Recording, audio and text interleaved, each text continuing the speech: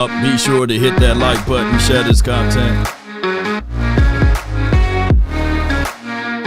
Let that friend, that neighbor know where to go when it's time to tune in to Cowboys Sports Talk and Beyond. The name is Law Nation. Without hesitations nor deviations to the matter, be sure to hit that like button, share this content, and when afterwards, let's see HBO in the chat. Come on with it.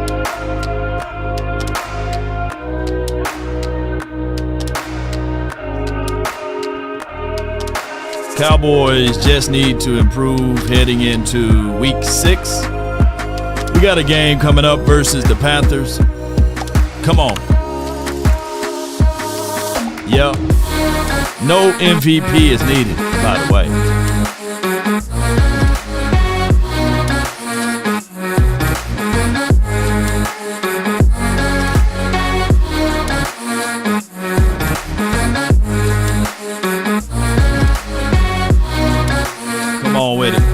Jerry Jones also, he speaks on a few things as well. We're going to try to pull them up.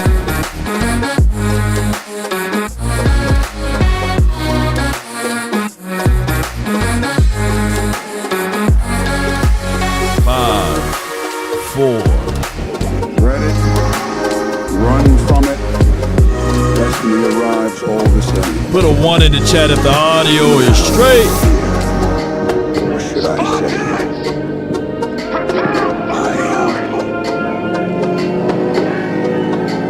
BTA stand for Brunt. Come on with it. Boots. I got my boots on the ground, baby. As they say, 5, 4, 3, 2, and 1. All right. I know there's a lot of chatter. Ladies and gentlemen. MVP Dak. MVP this. But when we really contextualize it, when you start to really dive deep into this team, you say to yourself, Dak always been the MVP of the Cowboys. It just take the Cowboys front office to see that. And I know I may get some hate for it. I get it, you know. And they already say people who really just live their life to hate on the quarterback, they would say, hey, man, you know, Law Nation, he only speak positive things about the quarterback. And when I've been criticizing, like, some of his decisions, even in the red zone, right, or targeting Tolbert to a degree, I'm sitting here like, hey, Dak, get your stuff together, right? And I criticize Dak a lot, you know, but people have deaf ears to a lot of things. But when you're talking about value, worth, and you're talking about MVP, which stands for most valuable player, and there's been so many talking points, unnecessary criticism, right? So there's no need for content creators to really criticize them because the 3-ladder to 4-ladder networks would do such. And what I'm getting at, ladies and gentlemen, is that he always been the MVP of this team. Even if you date back to 2016, I get it. Ezekiel, Elijah, Elliott had a phenomenal year, right? But there's a reason why they said, okay, Rookie of the Year goes to the quarterback. And I get it. I understand the Ezekiel Elliott in 17 and 18 in the offensive line. But if we really look back at the offensive line, the last time the offensive line was healthy was in 2015. It wasn't healthy in 2016, 17, 18, 19, 20, 21, 22, 23. It was never a healthy, complete offensive line. But what people tend to do is they taint it, they water it down, and they say, hey, this team, and we always been a top-heavy team, right? And we always been a team whereas we can go as far as only the quarterback can take us, unfortunately, right? So it is for what it is now. even if you go back to the game that we lost ultimately, like the Chicago Bears game, the INTs in that game, the turnovers in that game, it's hard to overcome those things. And people gloss over what we did before those time frames, right? So what I'm trying to get at is that if teams really, if people really know this team, you'll always know that, hey, with this quarterback, he can win you crazy amount of good games if you have run game, which are already lamented. And I've been saying that since I've been doing the YouTube channels or what have you and Facebook. And we need defense. I get it. Turns into a bag of dirt when we get to the postseason. But I implore anyone to say out publicly, when we went to the postseason game, outside of number 4, who else showed up on offense, basically? On offense, you can't find me that person that you can say, man, this guy was running 120 yards, and dang, man, we lost. Or this wide receiver, even if you just throw it into proximity, he was coming down with the ball, and dang, we lost. Everything when we get to the postseason, you can only look at 4. And this season, when we start to look at things, lo and behold, I think the running capabilities of Javonte Williams. Without him, there goes to show you that we can probably still move the ball, but we would not be able to move it with authority, because what teams would do, and when they're trying it, and it's such a lovable love affair, because the defenses, they always respect the quarterback. If you listen to the press conference from coaches, especially last week, Aaron Glenn, and the week before that, they respect the quarterback. And I've been banging on the table all season last year and the season before that. I ask people all the time, how do you beat quarters defense? How do you get them up off of those soft, comfortable zones when they are dropping everyone and they sitting on routes? How do you beat those things? And some people say, yeah, you got to spread underneath, or you got to have a wide receiver to take the top off the defense, which is not logical speaking if you're going to try to win versus a team that can play quarters or drop 6 or 7 and rush only 3 or 4, right? And the blueprint is crazy.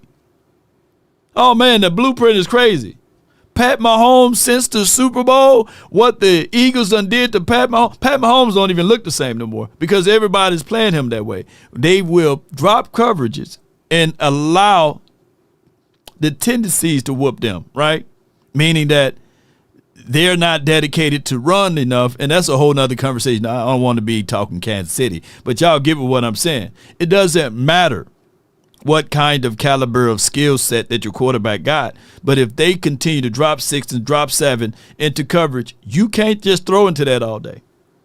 You may win against some Harvard teams that's not disciplined enough to continue to play that way. So you got to run the ball.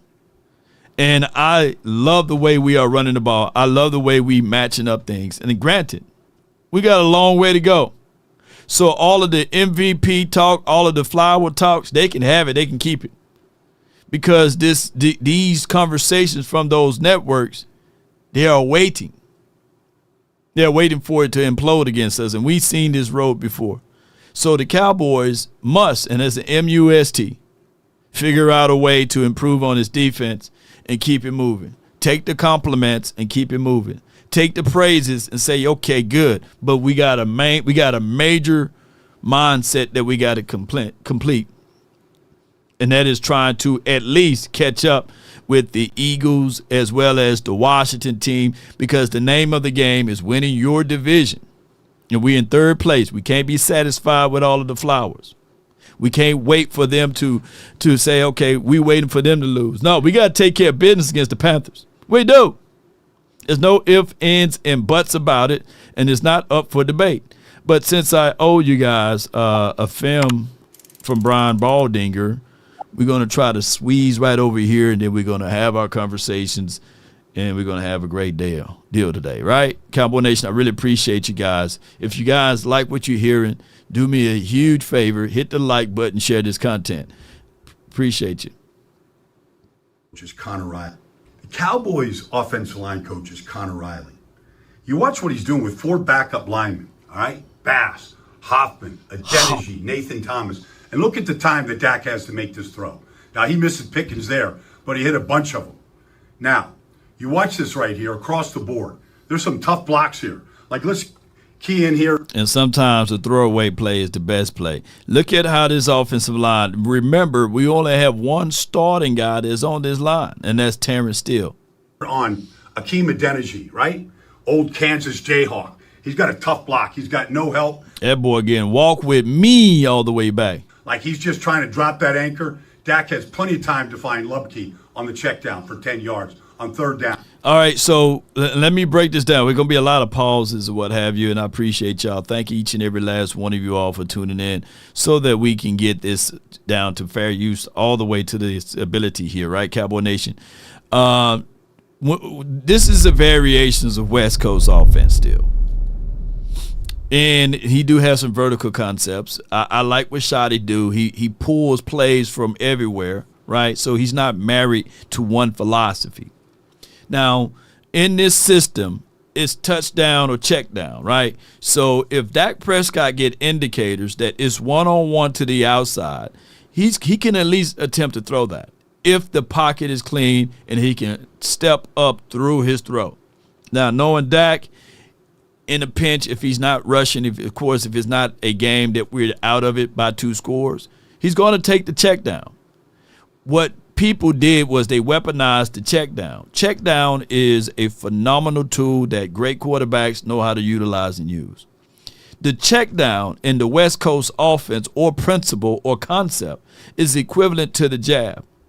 A great boxer know how to utilize his jab, but he must test his jab first, right? And especially sometimes you can look into a fight and you know you got the reach already. You know what you can capable of doing, but that jab tests everything out. And going through his progressions and hitting Hunter Lupke in the flat is everything. It's not forcing it into double coverage. It's not forcing it to a pass where he can't set his feet. And these are things that you have to understand as a football player. And you got to have these things built in. My biggest impediment of Mike McCarthy, and it goes all the way back to his Green Bay days, even with the great Aaron Rodgers, is that he got so mind-effed that, hey, my way is the best way, and I'm not going to look for any adjustments. In this modern-day football, you got to make the adjustments. The league catch up with you from year to year. The league do catch up with you, and that's just how it goes, unfortunately. But it's good to see that we got hot reads, we got check downs, we got built-in things, we got pressure relievers, and then we got a running back that's not minding to put his nose down inside to keep his quarterback upright, and that's Javonte Williams. And we've seen also in a spell of Jadon Blue doing the same thing. So when you're seeing one guy getting off the field and another guy coming onto the field, and they are operating the same, that is what we call coaching. That's what we're getting from good coaching. Now, they want to take a deep shot to Flournoy. Let's watch Nathan Thomas against the Jets' best pass rusher. All right, Will McDonald. Correction. Yeah, Toxic Tom says year to year, no law. It's week to week. You're right, week to week. If good coaching can be established, right, the league will catch up with you real quickly.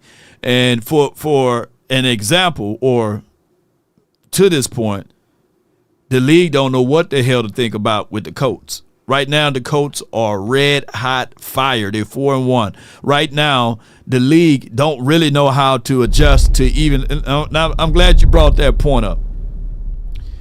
The league itself is not enough tape on the Jacksonville Jaguars, right? If you notice the difference between the Colts and the Jaguars, they both 4-1. The Colts' new wrinkle is they got run game with Daniel Jones, and Daniel Jones is athletic, right? He's not the most accurate quarterback, but the coaching staff know how to put things in place to say, okay, we're going to dial you down to this point, and we're going to take care of business to this degree. And if you watched the game last night, the Jacksonville Jaguars, they have a new meaning, a new approach to themselves. They are fighting for respect. They are fighting with good tempo, and they are looking at it like, hey, we can taste the victory, and they are buying in to what that coaching staff is trying to establish. It's not by chance that they are 4-1, because they could have lost a few more games. But they're 4-1 because they are buying into the identity of what that team is trying to bring, and you're seeing that. There's no big eyes, there's no little U's. So, and they got some stud at wide receivers there. The running back is running hard. They stick to their principle. But it is for what it is. Let's go. Let's listen to the rest of this. And I appreciate you, Toxic Tom, for clarification of that. Like, the Cowboys know what a great left tackle looks like. They've had enough of them in their storied history. And now Flournoy, he gets an explosive play of 46 yards. Now you watch this right here. Right? You watch Brevin Ford. It's okay. Brevin Ford. There you go. The formation. Yeah. He's coming across the formation here to crack back on the end, McGregor. Right? Excellent crack back block. Now Nathan Thomas gets out. That's all being coached, y'all. That's all being coached, man. Watch how he moves, a body in motion stays in motion. Let's listen to Brian Baldinger again on this one. Right? Excellent crackback block. Now Nathan Thomas gets out. This looks like a Cowboy left tackle. Just running guys right off the playing field.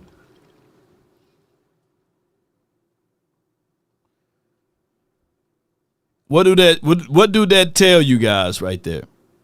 Playing through the echoes of the whistle and being physical. Schottenheimer said before the season started, I want to be a physical team. The crackback was a physical play. Moving and putting Hunter Lupke in there is a physical play. 71. Look, 21 don't want none of these problems. You don't want these problems. He's just running away. Yeah. And they're going to stack that on top of that. Next week, they're going to have even more and more confidence, more and more mindsets of saying, my mentality is going to become my reality, is that we're going to be a physical football team. And that's physicality. If I wish Brian Schottenheimer can coach defense, because as soon as his defense turned the corner, we're going to be in a good situation from that mindset. Right there, as Javonte goes down to the 11, and then he would score the next play. Old school football. Old school. Did y'all hear that? Did y'all hear that? I told you there's going to be a lot of pausing in this situation.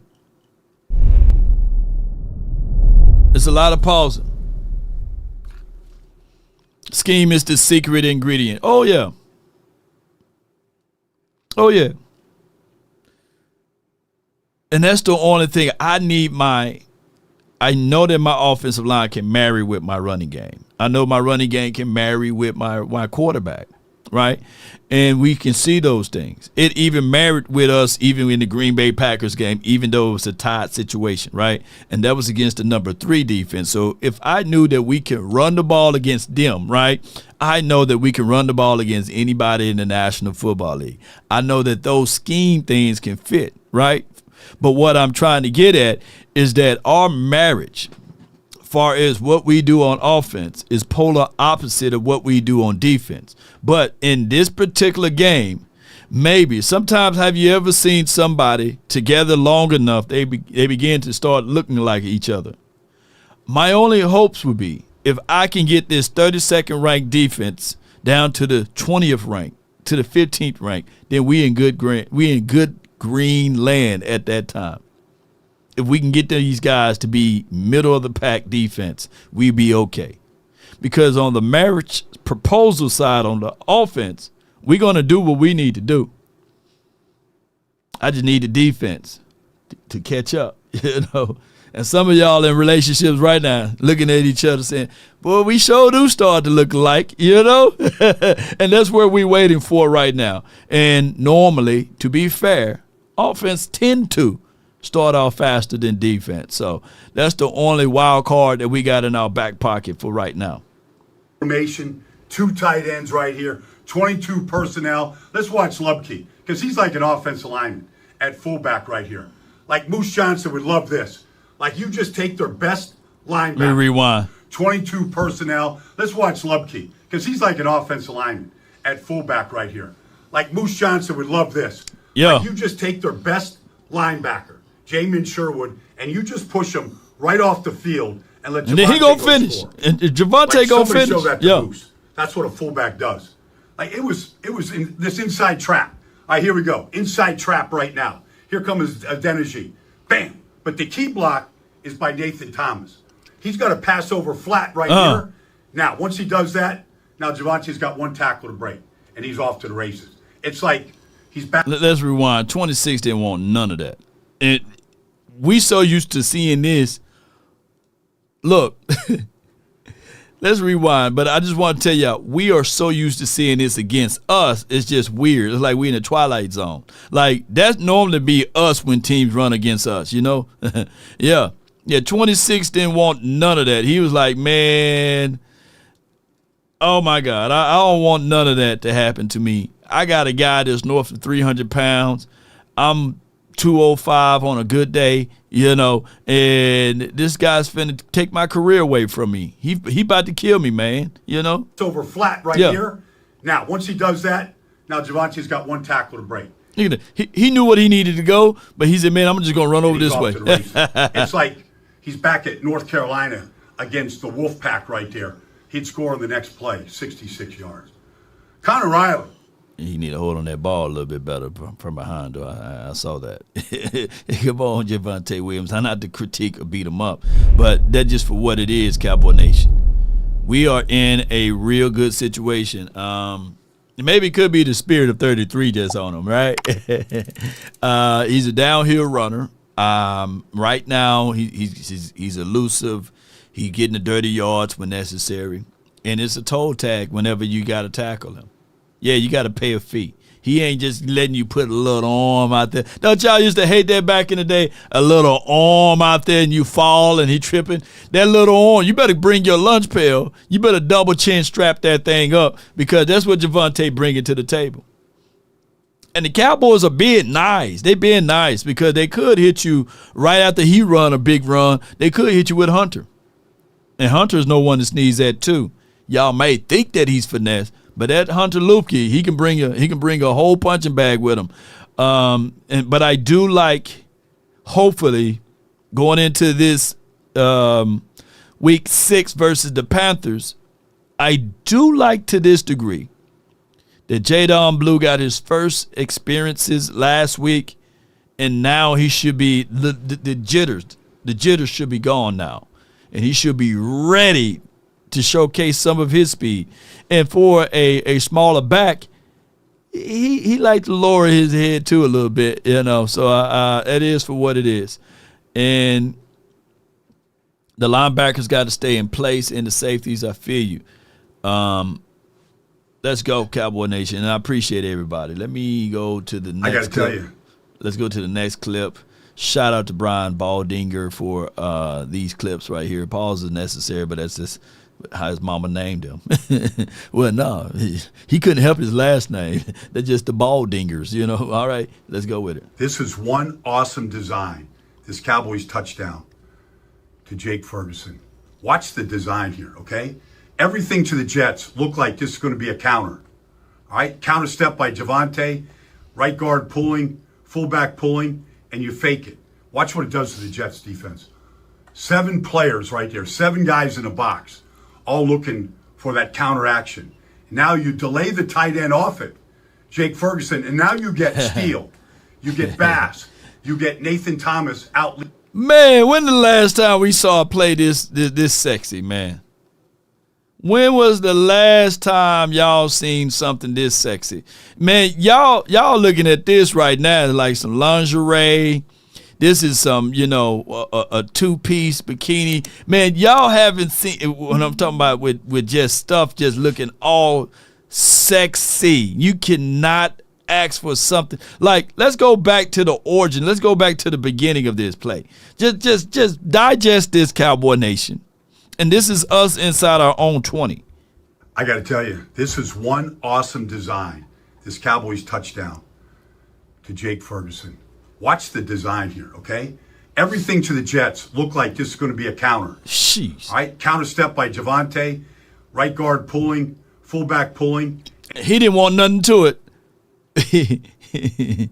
Look, he's leaning into this, trying to take this contact. That's already a win for my guy on the outside right here. This is a win for him. This is a win. When you lean in with your shoulder, this is a win. This is a win for him. Even if this wasn't a counter, ladies and gentlemen. And you fake it. Watch what it does to the Jets. Watch what it does. 7 players right there, 7 guys in a box, all looking for that counter action. Now you delay the tight end off it, Jake Ferguson, and now you get Steele. You get Bass. You get Nathan Thomas out leading the charge. That's caravan of love right there, Jake y'all. Ferguson goes untouched, 26 yards for the opening score of the game. That, my friends, Clayton Adams, you get assistant coach of the week on that one. I just don't want them to start to like this so much that Adams get called. And I'm saying this on the front end, because when we go to the postseason, which we will be there, ladies and gentlemen, we will be there. Say whatever you want. We're not even peaking yet on offense. We still try to discover some things. And there's going to be more and more. There's so many plays that you can call off of that play. So many plays. And even if they look on tape and they say, oh, that's that counter delay to the tight end. Let's carry up with the tight end. Dak Prescott, with his legs now, he can run right behind him. So if the guy is turning, and especially he's going to have to be in a position where it's man-to-man if that play is necessary, right? So that means his back going to have to be turned to Dak, and Dak can just be running right behind him. Jeez, And then all he can do is sway his shoulders, block him away, and then Dak can run that ball. Yeah. So it is a situation. And I know Toxic Tom said, playoffs, we going to get there, Toxic. It's just that right now it just don't seem like we going to get there from where we looking at. But we going to get there. Because if health is our number one resource on this team, and if everybody can stay healthy, man, we there. With shining boots and everything. But what I'm getting in front of, I want all of the coaching staff. I need this. I'm gonna send a letter to Schottenheimer, and hoping that he read it and say, "Can we sign an NDA to all of these coaching staff and let them know, please don't interview during the postseason." No. Our mission, and I think that we need to have contracts to say these type of conversations. All interviews or interview requests will be after the season is over with, and that's the postseason. I don't like people interviewing you while the season is going on, the postseason is going on. No. Just because their season end doesn't mean that they need to spoil our season. And I get the whole argument that they do it for other teams, but other teams is not $12 to $15 billion in revenue. Other teams don't make headlines if a cat crosses the street. We don't need to do none of this while the postseason is here. Let's interview Clayton Adams. No, I want Clayton Adams to be focused and lasered in on whoever we got to play. I want Connor Riley to be focused and lasered in on whoever we got to play. Now, if they want to interview Matt Eberflus, I'm just playing with y'all. But I just don't want all of those things, those distractions. And they say, no, it's not distraction. These guys are professionals and these sorts. It's distraction, y'all. It's distraction. It distracts us when we see these type of things. But let's talk a little bit on the defense and put a 2 in the chat if y'all like this show so far. And let's go and get things going.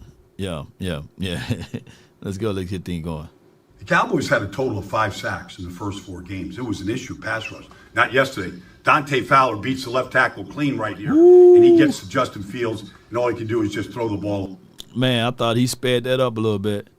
Here's the truth with Dante Fowler. Boy, we gave him a lot of heat. We gave Dante Fowler a lot of heat. But we're going to rewind for educational purposes right here.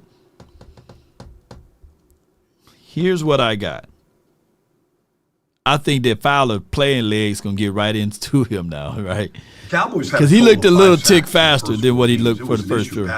Watch yesterday. Watch how quick he is. Fowler beats the left tackle clean right here, and he gets to Justin Fields, and all he can do is just throw the ball away.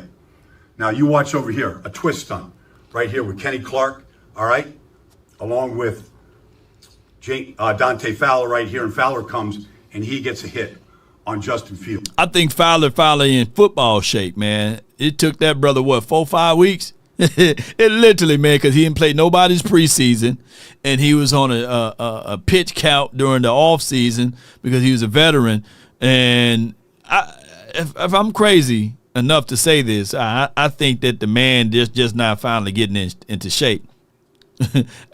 And we forgot that he had 10 sacks last season.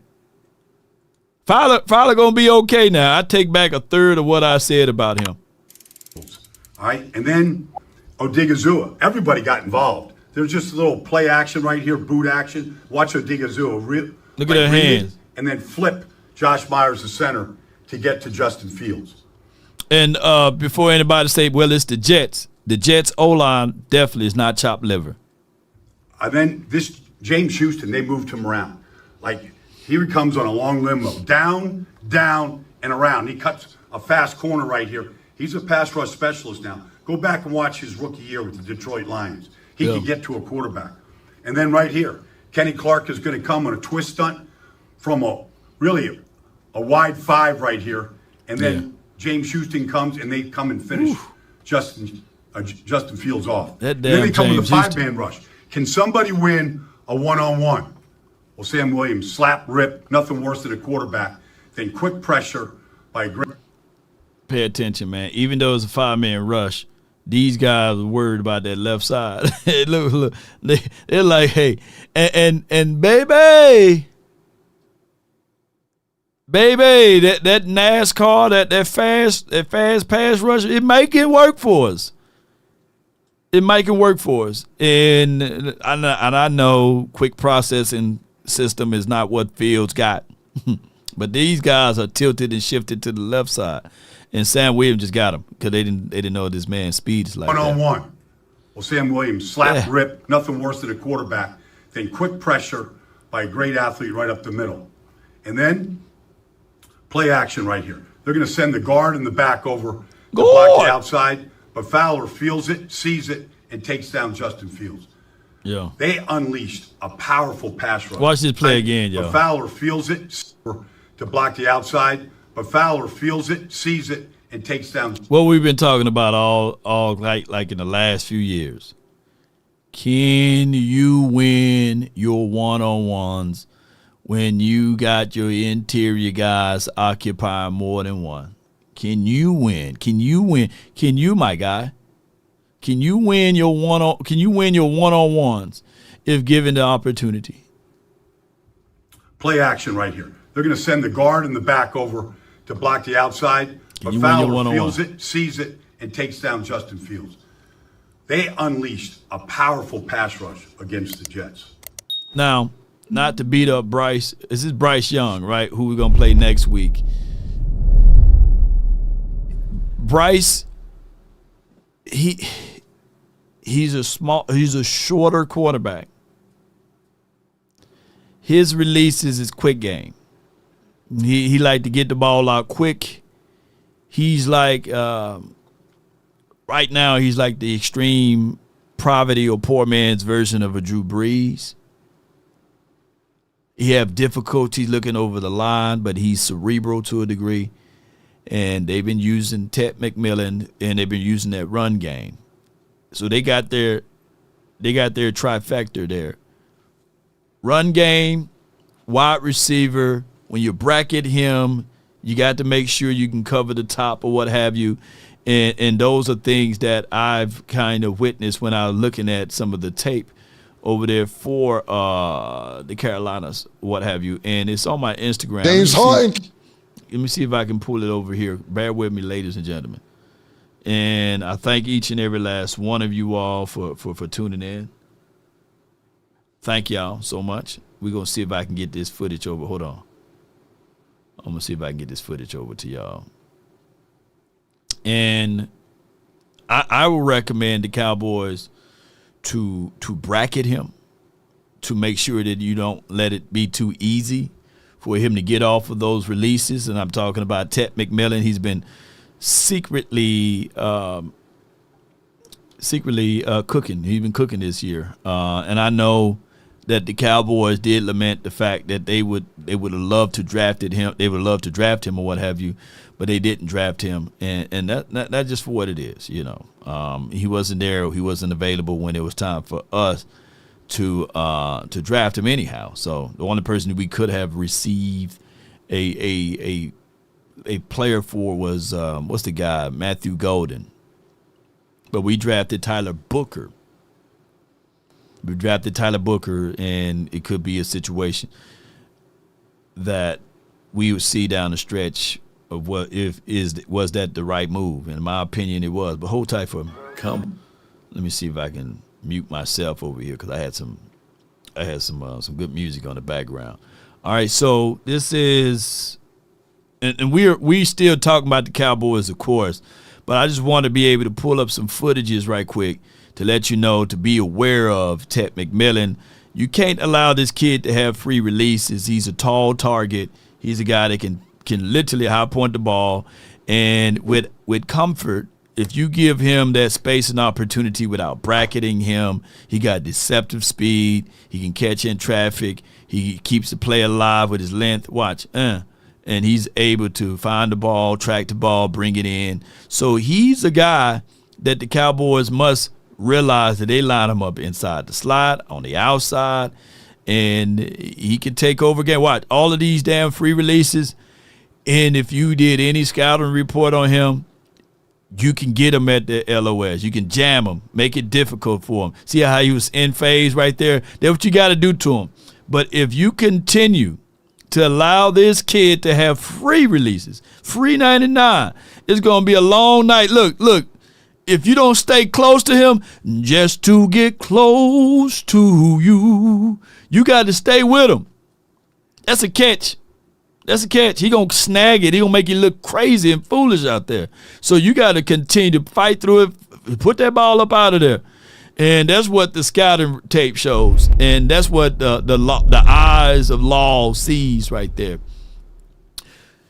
Don't allow this kid to get off his releases free. Let him pay, even if you have to just get in the way. And Bryce, he's more of a vision type of guy too. So he likes to throw it to you when it's one-on-ones or when you wide the world open. He's not necessarily going to force the ball a lot. He don't have like what you call that gambler's arm. He don't have the Brett Favre type of arm, or the Josh Allen type. He don't have that. What you call it? That crazy arm where you try to get it in there, regardless you think that overconfident arm. He don't have that, but he do have a quick release, and he is accurate enough. So I recommend that the Cowboys, you could do a press over, right? And if you are going to get him the free releases, which I hate and I can't stand, bracket him. But don't let Ted McMillan go crazy. And he can go crazy if you allow him. And yeah, Lost in Translation podcast is Ted is going to smoke our corners. So not a gunslinger, dramatic. Yeah, so the corners are going to get smoked, right? Just had the safety over the top. Claw at him. Make sure you try to punch that ball out.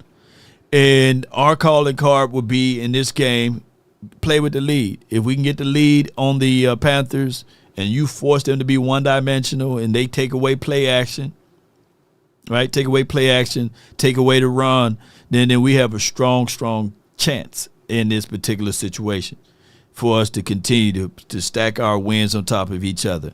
It may be a tight first quarter. It may be a tight second quarter. But in my opinion, they don't have enough firepower to continue to do that in the third and fourth quarter if we're hitting on all cylinders. It's going to be similar to whoever makes the first mistake, right? And I think that the Cowboys should be poised enough not to make those ill-advised mistakes in this game, Cowboy Nation, and I think that could be the situation for us to advance even further. I know that you guys don't want to hear not Jason Garrett, but Jerry Jones. So I did have that queued up for us to talk about that. If y'all want to extend the show, put a 4 in the chat. I can extend it, and we can listen to Jerry Jones, what he had to say today. Or if not, we can just keep it moving. How y'all feeling, though? How y'all feeling about that? Because this is your show, y'all. This is your show. I'm just here, right? But while y'all thinking about that, Sleeper is the #1 fantasy sports app. It pays to know sports. Pick more or less on top players. Your first pick is on us, so start winning now. Play in Texas, Georgia, Minnesota, and 27 more states. Pick anytime across all sports, pregame or live. Over 10 million players are already on Sleeper. Make your picks count. Score up to 1,000 times your cash. Join today. Get up to $100 credit using the code LAW. Call your shot on Sleeper. Download now. And when you download now, there's a specialized promo that we are pretty much putting $20 extra in your hand. So when you download the Sleeper app, be sure to use promo code LAW. And when you do such, $20. You don't even have to reach into your pockets, and it'll be on the app for you. Just be sure to use promo code LAW. All right, so there's a guy that was talking glowingly of Ryan Flournoy, and shout out to DLLS for capturing this particular moment of cut up so that I don't have to pull it through the entire interview. So Your shout thoughts out to on Ryan Flournoy? Super proud of him. Second year, very hungry. Is not afraid to tell you how much he wants it. Had plenty of conversations with him, going back to like those Atlanta trips. He has a lot of, as an old coach, you say, in his neck. Every opportunity and responsibility he wants to make the most of. And I think tonight was just an example of just that. Him getting that opportunity, him making every play that came his way. He's just showing that he's very deserving of the ball, and he's going to make plays when he gets it. Super proud of him. Yes, and that's a good cut up right there. And that S in the neck, man, is crazy. My thoughts on Ryan Flournoy. And Jerry Jones kind of lamented that, it's very comparison to Miles Austin. The good thing about Ryan Flournoy, we don't have to worry about the Kardashians. I don't think there's any other Kardashians out there that can try to deploy or go against him. And you know what I mean? So, and Carucci, you stay over there, Carucci. Don't y'all leave Ryan Flournoy alone. Let Ryan Flournoy be he or who he will be without being all of that media attention.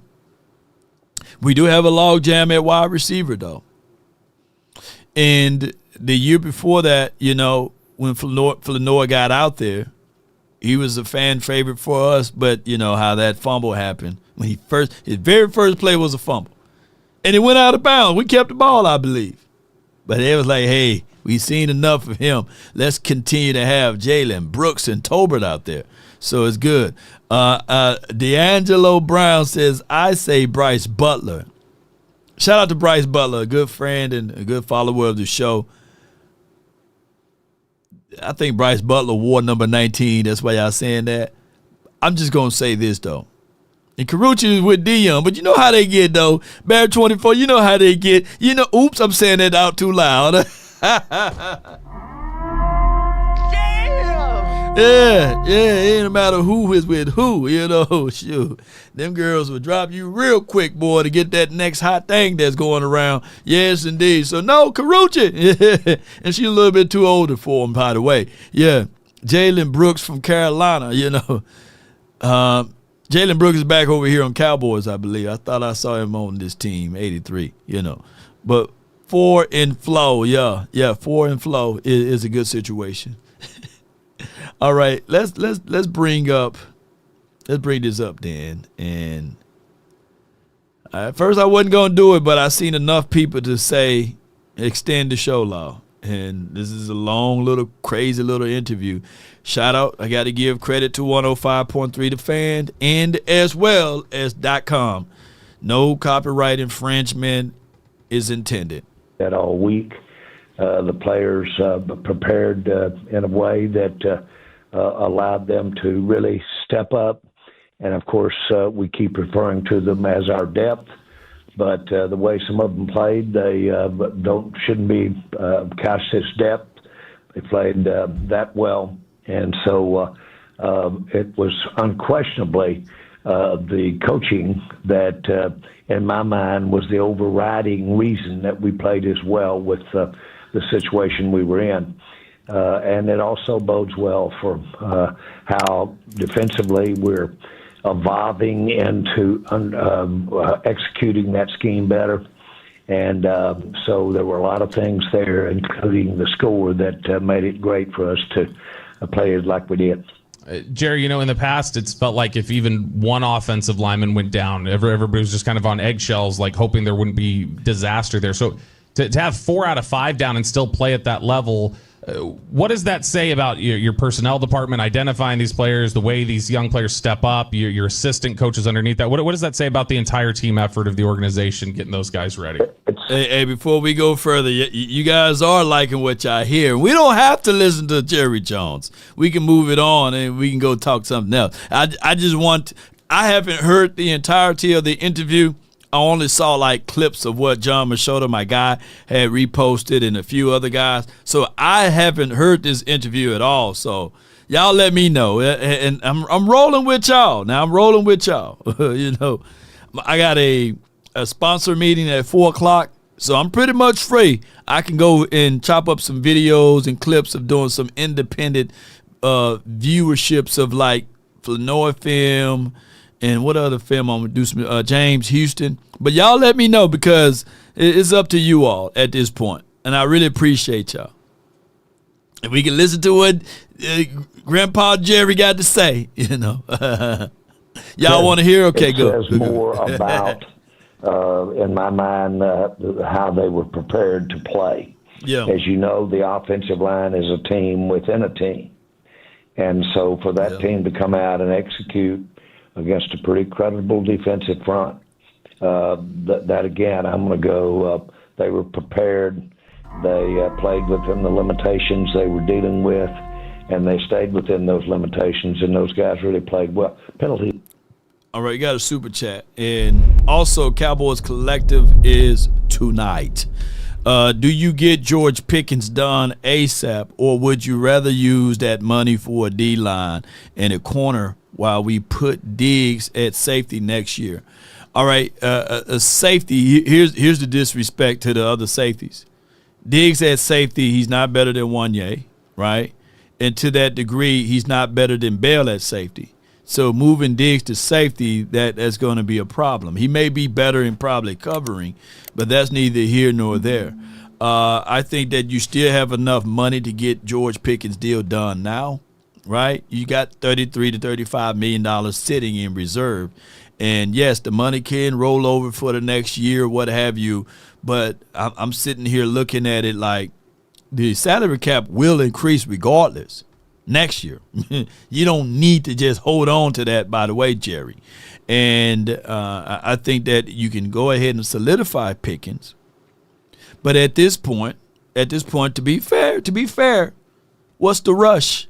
I'm a dog, I'm a mutt, because at this point we can just take our time. There's no need to rush. I need to see from Pickens 3 more games on a consistent level. Now, you can roll the dice. But I need to see 3 to 4 more games. And then you can sit him down and say, hey, David Mulugeta, before going into the postseason, hey, I would like to go ahead and get this cemented and sealed, right? And if David Mulugeta want to play that game, then, hey, you don't have to do that. Right? I want Pickens here. I want him here, but at this time, I also want him to continue to stack good games on top of each other. So I'm a dog, I'm a mutt. I'm going to take my time a little bit. He's alone have that kind of game and not have Good super any more chat, though, penalties than Swayze. they had with the makeup of the offensive line was just phenomenal. Jerry, when you see that, and you got 4 guys down and your 4 new ones on the O-line, and you see them play this well, does it cross your mind to maybe make some changes to the starting rotation moving forward? Well, you need competition.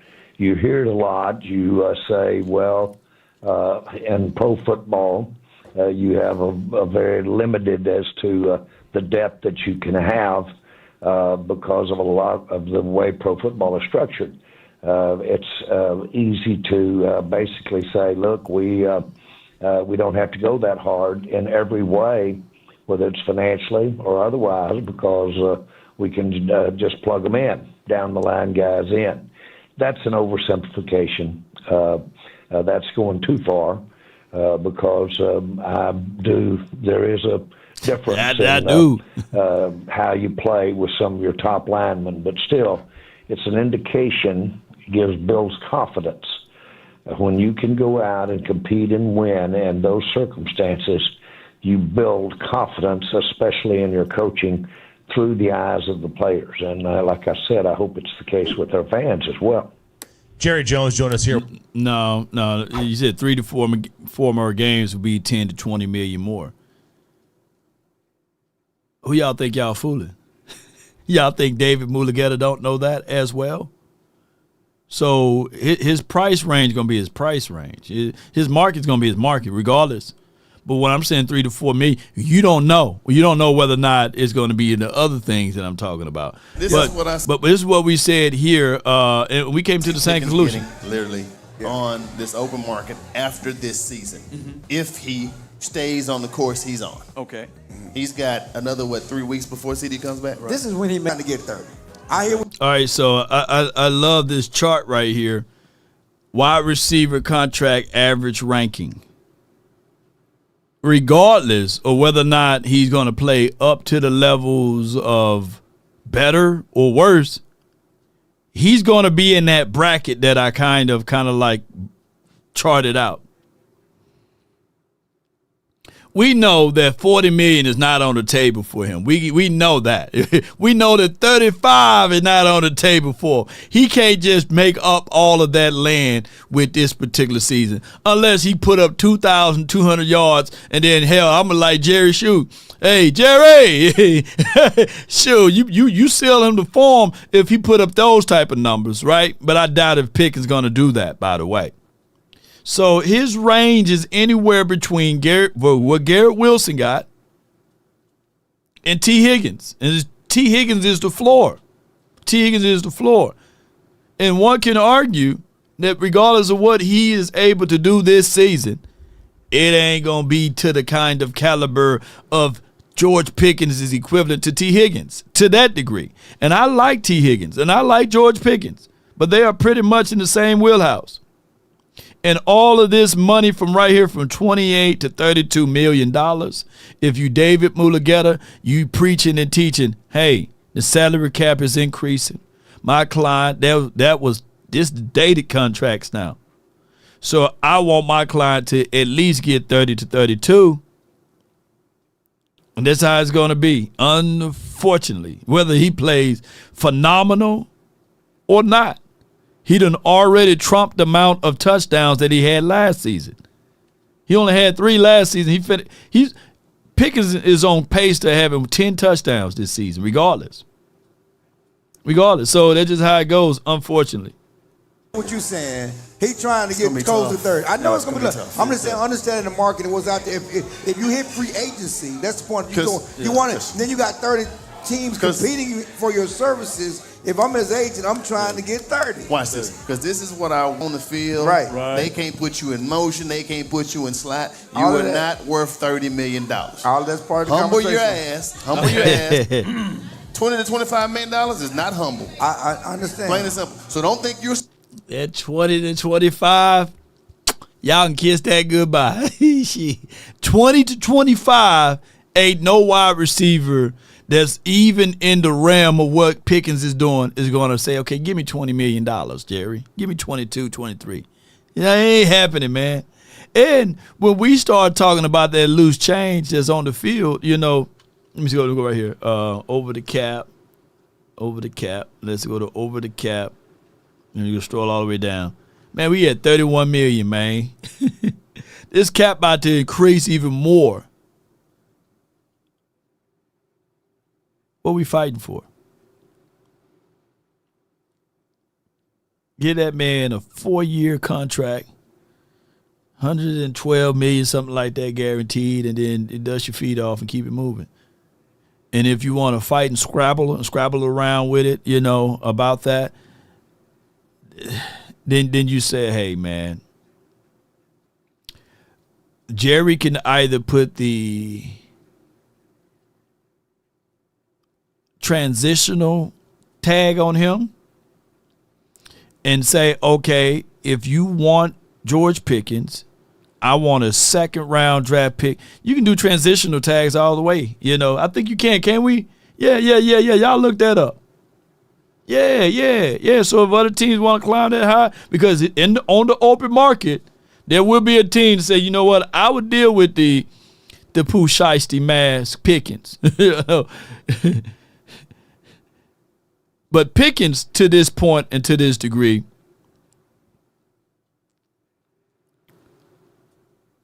if I'm Pickens, and this is what the argument I made to these guys, and I know everybody's saying, hey, go get your money, man. Pickens live with subpar quarterbacks. The Kenny Pickens of the world throwing him the ball. The Sierra Husbands and Justin Fields throwing him the ball. He's in a great position. Either you can be an icon and a legacy forever,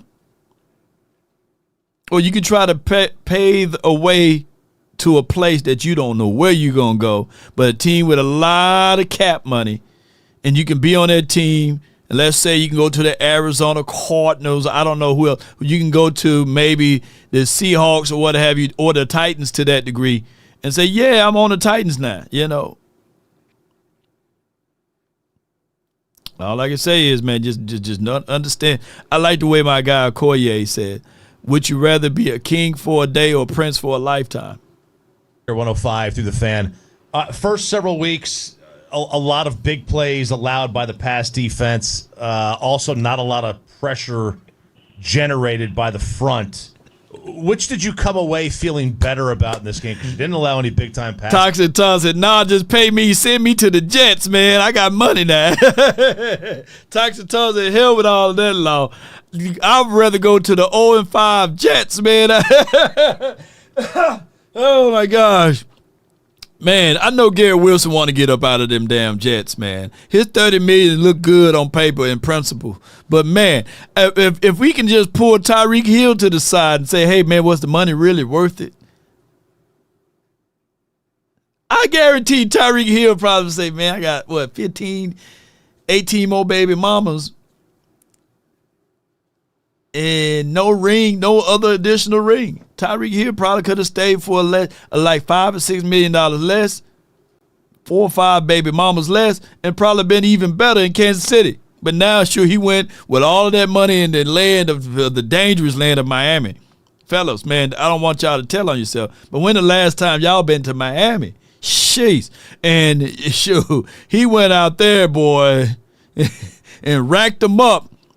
Had more baby mamas than he had touchdown last season. So it get crazy out there, y'all. So, yeah, Tyreek Hill on the far right. Yeah, all money ain't good money. But I feel what you're saying, Toxic Tom. I know it's hard to turn down $30 to $35 million if you were to go to the Jets or what have you, versus staying here for $28 to $30 million. Yeah, I know it's hard, bro. I know it's hard. Come on with it. Listen, you did get a ton of pressure. Which do you feel better about moving forward? Well, the pressure was impressive. The sacks were impressive. The games, stunts games, if you will, some of the ways that we got open, got to the quarterback really was impressive. All of that was thumbs up. There's degrees of that, but the fact that we've got players that are executing and doing what they're bringing to the game is what they really worked on at practice. That's just an encouraging sign that the thing we're trying to coach up, the thing we're trying to do to have the kind of defense we want out there, that's getting to the point where we're executing at, not making mistakes in the game. So it really bodes well for the future for us, in my mind. Cowboys owner and general manager Jerry Jones with us here on Sean and RJ on 105 through the Fan. Jerry, James Houston has been a big impact rusher for you guys, somebody that you signed late in the process and has stepped in and made a big impact. He's still only playing, it looks like, about 20 to 30% of the snaps each week. Is there a reason why he's limited in that area and you're not putting him out there a little more? Well, I look at it as Coach Jerry. one of our strengths is James Houston is showing that he's got really pass rushing skills, and he's demonstrating that in games. When you can have the ability to have that kind of substitution, if you can have that kind of rotation, if you have the depth, the numbers, to literally having them out there 20 and 25 plays a game, that pass rushing, that interior on the defense probably has to give it up, energy, strength, all of those kinds of things. They're sapped, if you will, after so many snaps. When you can keep them that fresh, you've got a big edge. And the teams that we've had in my time that really were able to have that kind of rotation depth, you really had something, and I think we've got it. Jerry Jones here on 105. Shout out to James Houston. Either the Cowboys going to be incredibly smart or incredibly stupid, right, with all of this. If James Houston continued to excel and if he can get double-digit sacks, then, like I say, man, and if he can get some pressures and force fumbles, I'm going to do this show. I'm going to find me a red nose and some white paint, and I'm going to put it on my face and draw some clown emojis and stuff like that on the show. And I'm going to be like, hey, Jerry, and especially if Javonte Williams continue to do his thing, I got it all set up for it. And to this point, I'm hoping that Jerry's right, believe it or not, because if Jerry Jones is right with James Houston and Javonte Williams doing their thing, oh my gosh, we got a lot of crow to eat, and it's going to be some good crows for us, because we've been putting this out there that Jerry Jones and Stephen Jones haven't been doing a good job or good enough job. Now, I'm not satisfied for beating the Jets, of course. We got a long way to go. Season is longer than Shaq's feet. But if this team continue to do their thing, then it'll be right for us, because we gave them a lot of heat about all of this. But if they fool around and be right, then I'm going to have to do my thing, man, of supporting the whole Carnival crew. On top of that, we know that even a trash can get a steak, Jerry. But we just seeing 2 porterhouses go into this trash can. So let's see how this is going to work out. Porterhouse steak or T-bone, or let me know, ladies and gentlemen, tomahawk, what's your steak of choice? And don't talk about no New York strip. I don't want that little slither. I want me some real. Oh, let me go ahead. 5-3 The Fan with Sean and RJ. It's DFW Sports Station. There were some MVP chants for Dak while walking off the field.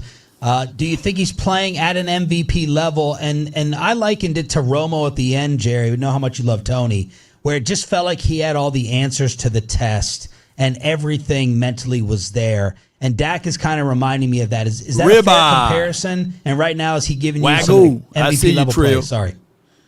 Yeah, I think it is a fair comparison. I think he is playing at that level.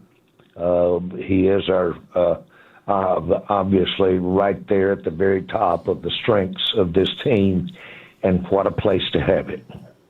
Of all of the places you could have it going well for you, that would be the one you would pick to give you a chance to be in the playoffs. And so if we can continue that and improve the lot around him throughout not only on the offensive side of the ball, but the defensive side of the ball. Look, I played was absent his best receivers, or absent what we thought were his best receivers. For him to step in and make that kind of adjustment does give you the kind of secure feeling about going forward that you want to have at that position. And you can build around that. And it's a part of the team that, when you feel good about it, get double whammy in terms of confidence. All right, so I got to inform y'all, no Super Friends tonight due to the simple fact of scheduling and trying to get that going. No Super Friends tonight. They Lord Brunson and Bad Dog's like, hey, it'll be too late. Like,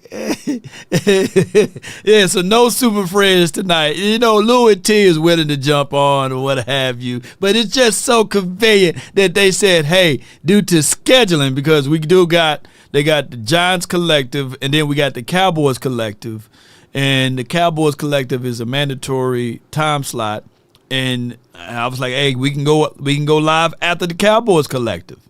You know, I can sacrifice some energy.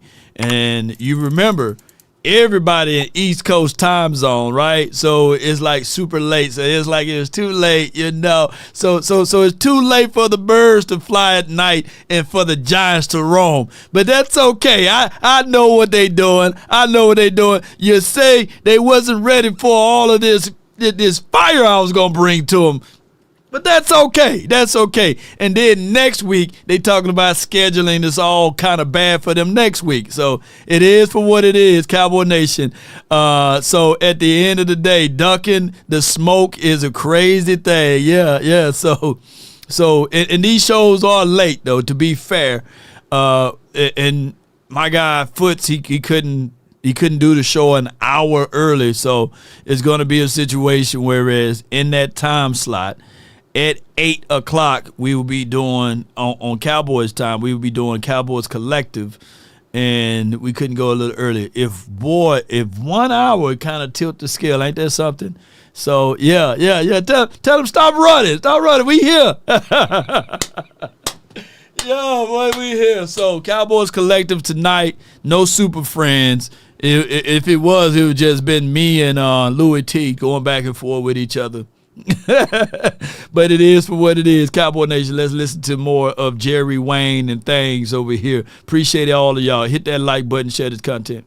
Jerry, you guys are number 4 in the NFL right now in points on offense, number 1 in yards. Considering all the injuries that you guys have sustained, is there still another level that you think the offense can reach? Well, I think I think we're playing well, and but I do think, because it is where we are in the season, we can play better. We all recognize that the other teams have a chance to get better, and we understand as much as anybody can attrition or injury, because we dealt with it this weekend. I think that absent. Is that true? Bengals just traded for Flacco? That boy get passed around, boy. That boy get passed around, boy, real fast, man. I was gonna say something, trying to keep it PG-13, but man, so he's going to Cincinnati, and right down the street from Cleveland. So I guess he don't have to travel that far. The Bengals going to get better, boy. I tell you, boy. Flacco. Really, the injuries going against you more. I really think the sound logic is that we're going to get better.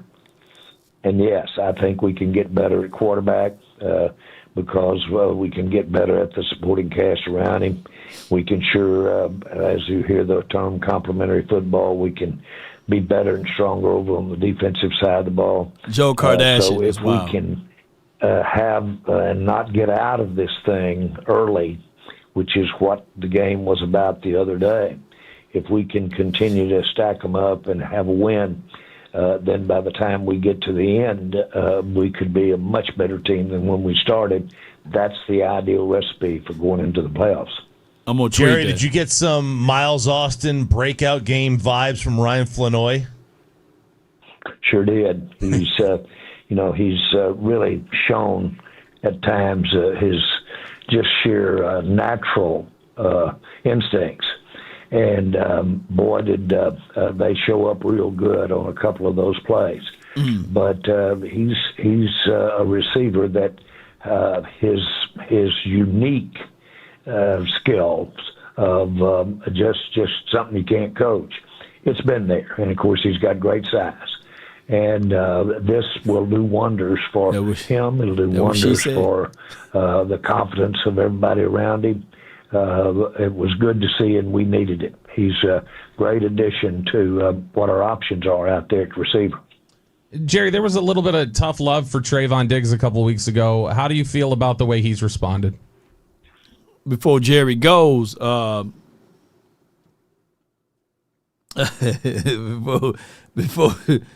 before Jerry goes, man, Flacco, yeah, he is the NFL jump off, but Ryan Flournoy is the guy that I can foresee putting a lot of pressure on Tolbert. And if the Cowboys are wise, they should put together a highlight reel, a highlight packaging, and package Tolbert to another team. And this is not no hate. This is not no love lost for Tolbert, because you got to somehow make Mingo make sense. That a fourth-round draft pick is a high draft pick in my opinion. You know, there are more Hall of Famers that was drafted in the third and the fourth round than any other round in the National Football League. So by us burning and spending a fourth-round draft pick for Mingo, you got to make it make sense. Or if not, the trade value for Mingo is non-existing. So the only person that you can pump up to get something back in return will be Tolbert. You can utilize that. Like what team is in need of a wide receiver? You look at that team and you say, okay, we are in need of a safety, or we are in need of another cornerback or an interior defensive lineman guy. Then you need to start doing that. That's how I would do. Toxic Tom says I would keep Tolbert. BB13 states that what about Turpin? Now Turpin is a very much so a good commodity for us. Yeah. But I'm just trying to figure out ways not to get rid of all of our depths, but to get rid of some pieces that we have surplus in, and to fill in those pieces where we have lack of surplus, if that makes any sense. And I could be, like I said, I could be 1,000,000% wrong. But if you team trade Tolbert, put TT in the chat. And if you're a team no trade Tolbert, put NT in the chat. Let's see where that can stand.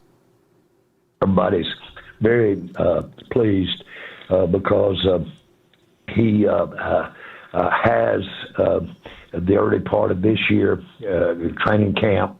Then in his off season, he's had what seemingly was a slow time, or a where are you Diggs time, and he's come through that, and he's actually inspiring everybody by the way he's coming through it, taking his licks, and has basically really improved and gotten better. I know this. He's unique in a lot of different ways. I'm glad we got him. Jerry, you know, we talk about those. All right, so I think that Diggs continue to need hard and stern coaching. He don't need any privileges, and there's no shade or shot at Diggs. I think he plays better in that light. Keep in mind, can y'all tell me what kind of coach Nick Saban was? That probably was his most stern coaching that he had. He was in his college days, right? And then Al Harris gave him a little stern coaching. So don't make it easy for Diggs. Continue to make it difficult for him. Yeah, he plays better. Injuries. I see a lot of TTs in the chat, man. I couldn't help myself. Man, y'all put a lot of TTs in the chat, man. Number of guys on the shelf. CeeDee Lamb, Tyler Booker, Tyler Smith, several. Breaking news, Calvin Ridley for the trade. Oh, my goodness. Breaking news, Calvin Ridley is now in Cowboys, and they traded Jalen Tolbert to him. I couldn't even get the line out straight. I wanted to get y'all so bad. Calvin Ridley to the Cowboys for Jalen Tolbert. Boy, that would be crazy, wouldn't he? He'd definitely get suspended for more and more games. He's the gambler. The gambler met the gambler. The gambler meets the gambler. That would be crazy. Calvin Ridley would be nice, It would be nice. Shout out to Roll Tide. Others. Is there anybody you're anticipating could be back this weekend for Carolina? Yes, and we'll probably should be a little cautious as to how we say this because we need to see them, work earlier. But we've got our fingers crossed on Turpin, and possibly it would be a stretch, but we could have one of those offensive linemen come in. Jerry, speaking of fingers, when you gave the Jet fans the finger, were you just telling them how many wins they're going to have this year, or was that like their IQ? That was unfortunate that was a kind of a exchange with our fans out in front of us. There was a swarm of Cowboy fans out in front, not Jet fans, Cowboy fans. And the entire stadium was brimming with the enthusiasm of Cowboys, and certainly late in the game. And that was inadvertent on my part because that was right after we'd made our last touchdown, and we were all excited about. There wasn't any antagonistic issue or anything like that. I just put up the wrong show on the hand, but that was inadvertently. That boy lies so easily, boy. Jerry, just say, man, you just shot the doves to them people, man. Get that fine and keep it moving. Jerry is wise because he would never admit. He ain't gonna admit, like, I literally put the middle finger up. And I'm not kidding. It was, if you want to call it accidental, you can call it accidental. But how you accidentally shoot? Quick. I've had a chance to look at it. It got straightened around pretty quick. But the intention was thumbs up, and then how you gonna go from here to our fans because everybody was jumping up and down, excited. Jerry Jones right here on 105.3 The Fan. Jerry, you saw what Rico Dowdle did. You know him very well. He said you guys need to buckle up. Schottenheimer responded yesterday and said, consider us buckled. Just talk about the running back evaluation of the offseason. I heard you Friday with KNC and how you guys came about with the Javonte evaluation, Miles Sanders, but letting Rico go and then bringing in the backs that you did, just kind of reflect a little bit on Rico the player and y'all's decision in the offseason at running back. Well, it shouldn't be negative about Rico. Well, I don't think that you'd find anybody that didn't think Rico is a top back in the NFL. And I've always thought he really was a unique player, a very explosive player, very, use that word, violent player. And we got really good production out of Rico, more than he had because he had always battled injury. And he's a good back, make no mistake about it, and he got a big offer to go. We felt that the backs that were potentially available to us at the time he signed with Carolina, we thought we had a chance to get a back, and of course we did in Williams. But we thought we had a chance to address that, and we did.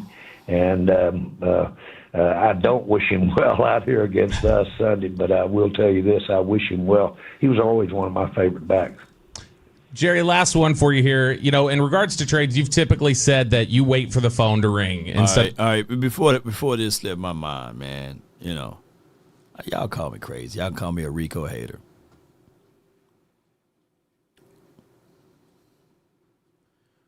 Rico is Malik Davis with an opportunity. I watch too much football to see otherwise, and I get it. Most people look at Malik Davis and say, hey, he ain't a good football player and blah, blah, blah. One of these days, Malik Davis is going to get a shot, an opportunity. That's all Malik Davis need, and Malik Davis never had that. Hallelujah. We got the super chat. Says, can you ask AI Tisha how many Super Bowl winning teams in the last 20 years have had the best overall win-loss record through week 5. And yeah, I can go ahead and plug that in. Malik Davis needs some opportunities. Now, not saying that I'm banging the table for him to have an opportunity here, but Rico is Malik Davis with an opportunity, and there's going to be some hits of people saying, "Nah, Malik Davis ain't no good." But it's just my opinion, right? And I wish I can back it up with some tape or what have you. But Malik Davis never had the opportunity. It's just for what it is. And the moment he did had a sliver of chance of opportunity, he got into it with the coaching staff here. So it is for what it is. Of picking it up and making the call. But when you see some of these encouraging signs from your team and the way they perform out there, does it tempt you at all to be the one picking up the phone to go get another piece? Well, I think that's constant. I think that old sign out, open for business, is there. And I think that we are continually looking. As we go on into this season, teams will position themselves where they basically feel like less of a contender because of the losses or because of circumstance on their team. That's when you'll see sometimes some better players that are available because the team has decided to start redoing some things on their salary cap structure, for instance. There's opportunity there, and that's when you start getting those calls. And yes, we're in a position to improve our team if we get an opportunity to. Jerry, that was the last football question. Mine has to do with kind of like the night before or the 2 nights before. When you're on the road, Shoddy was on with us, as he is every Friday. He could not get a reservation that he wanted in New York. Are you always at like a big local famous restaurant dinner the Saturday night before y'all play on Sunday, or just the night before? Do you try to pick out a great famous local spot on the road? There's so many great restaurants in New York that it's not hard to find one that you might enjoy going to. And I have spent a reasonable amount of time in New York, especially since the Cowboys, because of our league office up there and the fact that we play the Giants every year. And I just have spent quite a bit of time up there going to that league office, really. And all right, so I got AI Tisha. Can you find that questioning for my guy who put that out there, and I don't see anything, Holly, for that. But let the AI speak. Let the AI speak on it. Undefeated through week 5 is different from best record through week 5. And I found no reliable dataset or list that catalogs teams' Week 5 standings versus their eventual Super Bowl result. Hey. Some historical narratives discuss early season starts of champions, e.g., minimum records through early weeks, but not in the format you want. Okay. So it's just not enough data is what she's saying. I think Flacco did get traded to the Bengals, though, DP, for that aspect of it. Yeah. According to John Facel of football or something. Let me see if I can pull this up. Let me see. He's been traded to the – and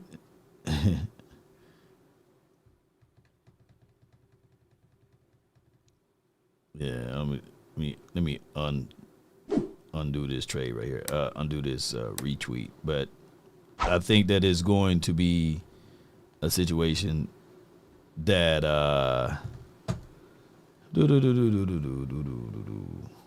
oh, he got 90,000 subscribers. So yeah, he could be right, but I couldn't repost it because he kind of put like crazy words in there.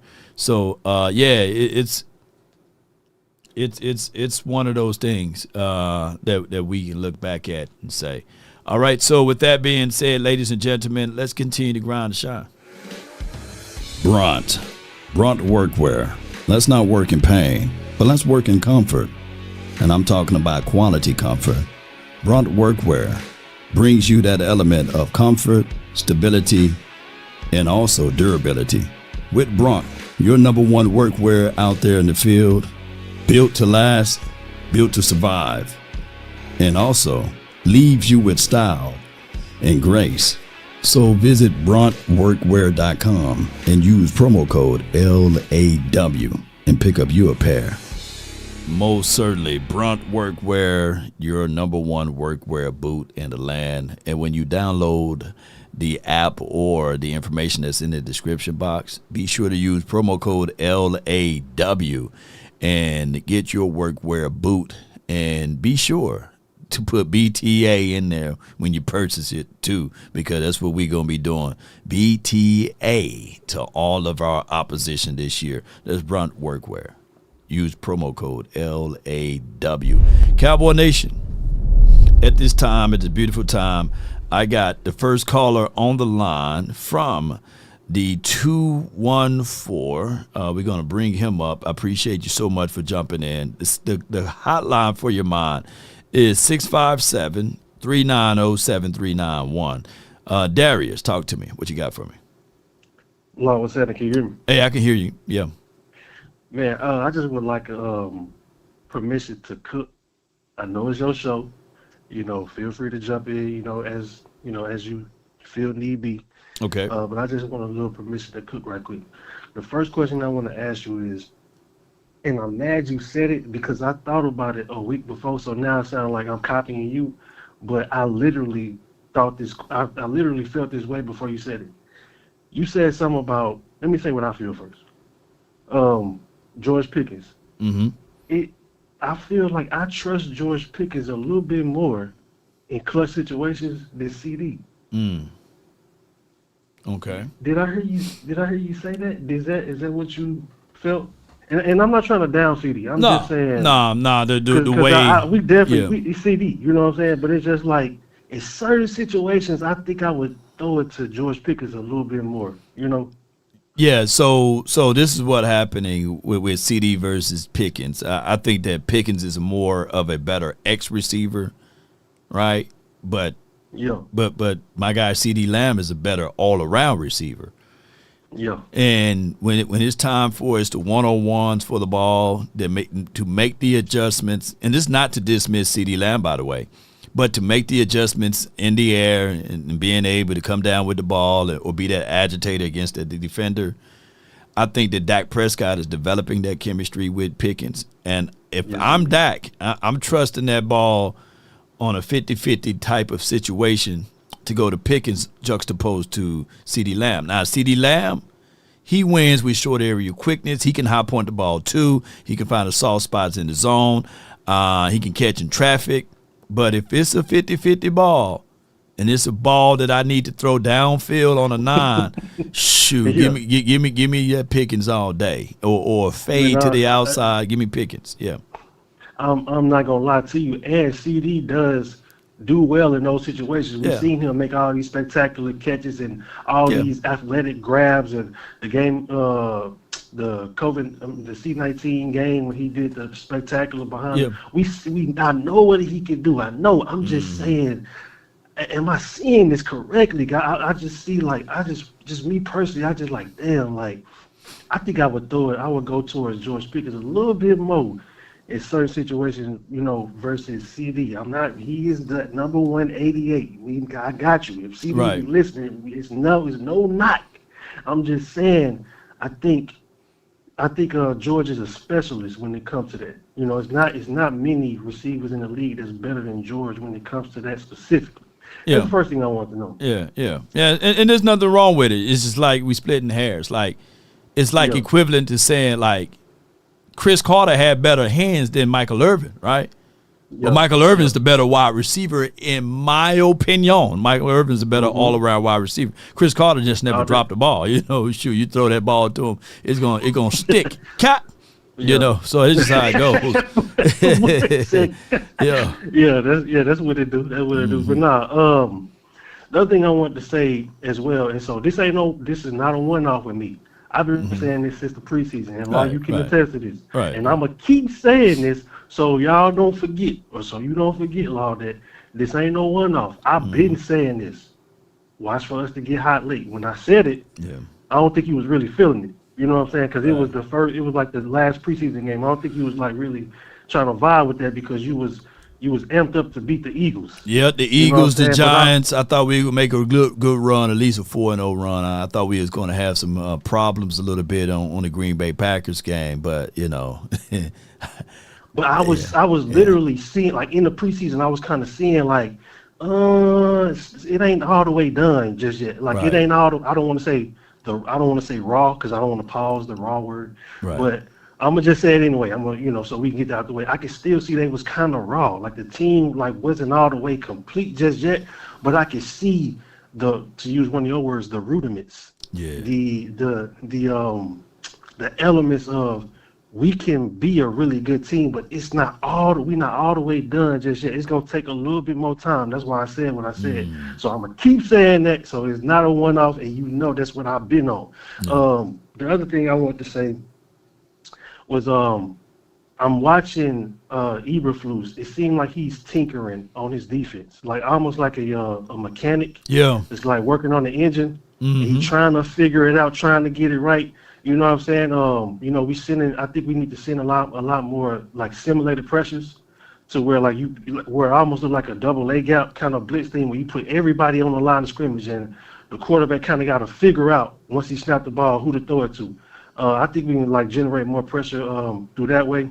But this is the last thing I'm gonna say on my way out. I definitely want to show love to Dr. Q, Brandon Swayze, Uncle Charles, Scott.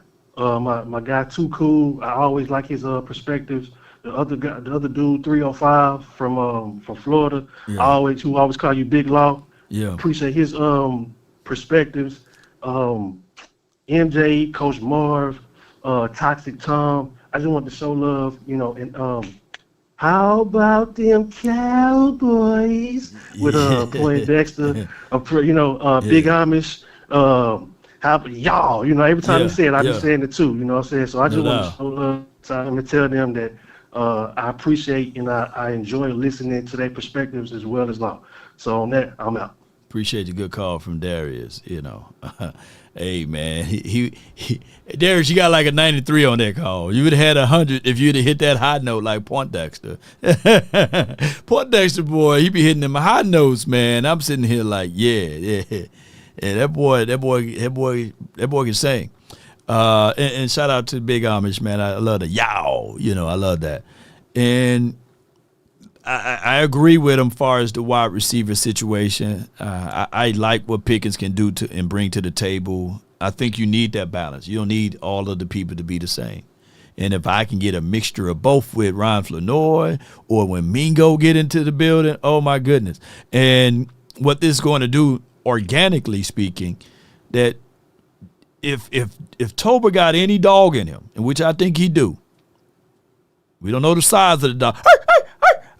He may be one of them dogs. You know what I'm saying? But if he got that dog in him, like we all say, he gonna really show up in this game.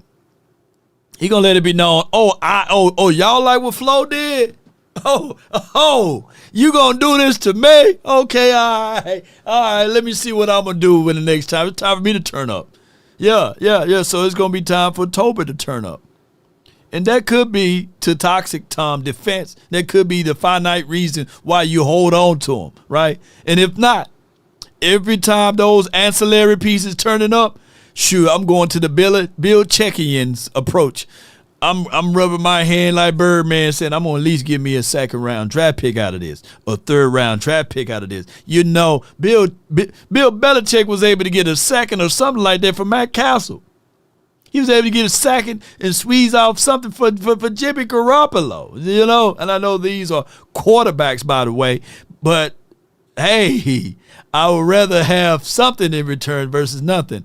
And that's what I'm looking at. All right, I got the next caller that was brought up by Darius from the 910. Too cool. You are in the sleeper. Talk to me. What's good with you, brother? All is well, man. Can't complain. Hey, you got to do a Law Nation Collective where you get everybody on. a Law Nation Collective, yeah. Yes, indeed, man. Yeah, yes, indeed. Hey, one thing I want to point out, though, man, I know sometimes we get into the whole who need to start, who need to do this, who need to do that. calls and talks and conversation. But man, I kind of like what Shotty doing, man. Like Tolbert, when you go back to before the game against who we played last before the Jets, Right. Green Bay. Green Bay, yeah.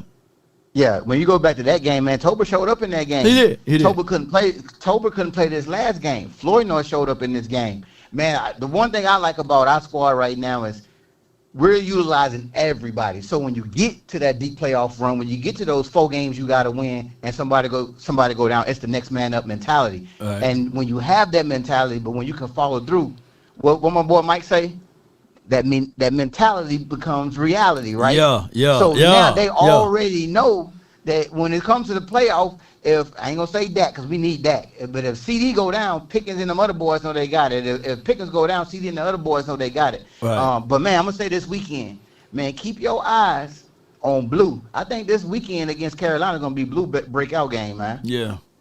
Normally, you know, those running backs. That's the game that's all about feel, right? You got to get your running legs up under you. I will never forget Ezekiel Elliott rookie year. His first 2 games was just like mid like a mud, like 50 yards, 60 yards, right? And I don't think he busted open 100 yards until like his 3rd game was like, I think it was against Chicago Bears. And I was like, yeah. You know that deep play that he ran up in the middle? Yep. He just split. He's like, he outran like the 2 safeties. They had the best angles, the best approach to it. And he just ran straight. And I said, man, that 21 right there, woo! Because people were saying, bench Zeke and put in Alfred Morris, you know, because Alfred Morris, I think Zeke fumbled or something. He did something crazy. And people was like, Cowboy fans was like, put in Alfred Morris because Zeke, he's not doing his thing. And then Zeke was running from here on out. I think that if you can give Blue his running legs up under him, we would see that speed. But we didn't see that speed in this game. But go ahead. Yeah, but you know what though? When you go back and you watch the tapes, man, you watch the film, man. It's 2 plays in there when he hit that hole. If he would have hit that, if he would have jumped or juked to the outside, man, he was gone. That was 6. Like, but that's what he needs. He got to go back and watch that tape and say, man, if I just would have did this, if I could have did this, I should have did that, and man, that man would have been gone for 6 twice in that game. But I'm gonna go to Rico Dowdle. Hey, bro, don't do that. Don't do that. We only gave up. We don't play 5 games, and we don't gave up 100-yard rushing to one running back. Don't do that, Rico. Don't come in here like you're gonna do that, man. I don't think we only got 113-yard rushing on us. Nobody else got 100 yards on us.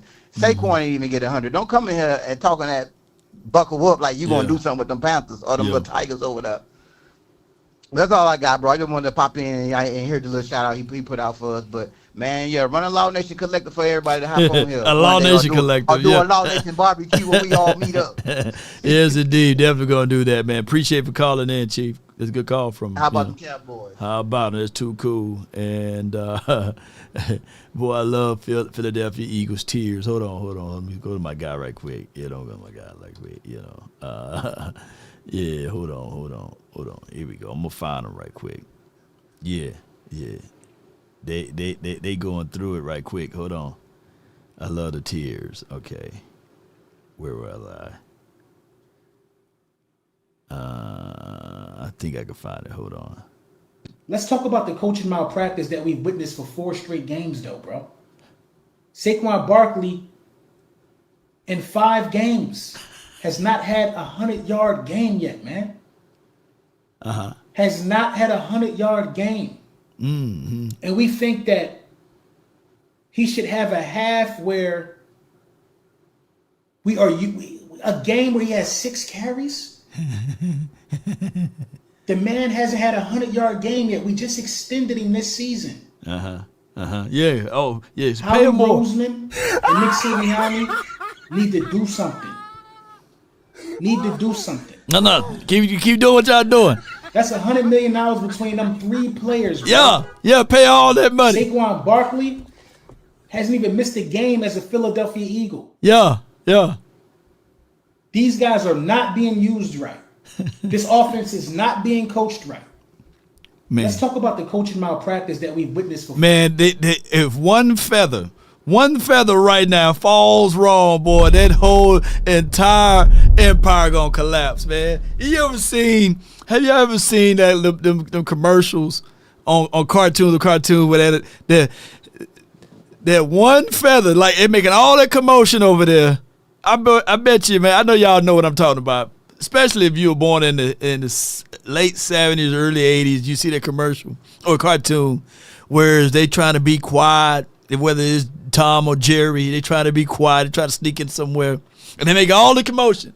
But that one little feather just falling slowly. It just falling slowly. It just falling slowly, and it just lands on something. And then the whole foundation break down. The damn Eagles are a feather away. They are a feather away. They are a feather away from imploding. It's just that the football gods have made it the schedule making for them very easy. It made them very easy, but man, I can't wait for that fall. Yeah, that one little feather. All it needs is just that one little feather. Ain't that right?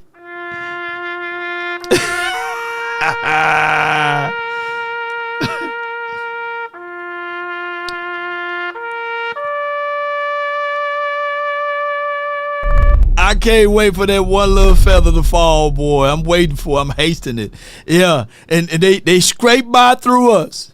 And there was a Travis Kelce fumbling the ball in the end zone, and it batted up for Andre Makuba to run it all the way back the other way. And there was a blocked field goal kick away from the Rams. And there was a crazy situation away from the damn Bucks. They've been surviving by that 4-1 Eagles team is the strangest 4-1 ever that I ever seen in my life. And I'm sitting here because y'all know I can't stand the damn Eagles. And I'm in a group chat with one of my brothers, and I can't stand them. But every week, that damn team, they just one little feather away. They've been getting away.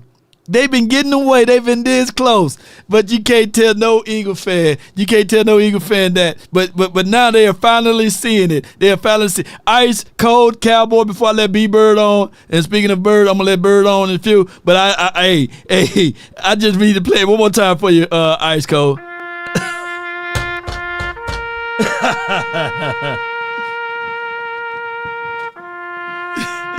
Help me! Peter! What they did to that bird? That one little feather away, man. For the 409, you lied. B-Bird, talk to us, man. Yeah. Hey, what's up? What's up, Long? How you doing, brother? Man, all is well. I can't complain. Hey, so one thing about Pickens caught 2 catches the other day, one for a touchdown, but he didn't catch a lot of catches. But one thing he didn't do is pout like A.J. Brown and Devontae Smith did after the game, right? Yeah. So people always came in talking about his attitude or whatever, but if he's going to have an attitude, then he would have had one after this game. But he was all about the team, all about winning. So, for one thing, I think we could put that bad attitude Pickens to rest. Oh yeah. He talked very fluently. He talked very fluently, and he talked with an authority. I like his.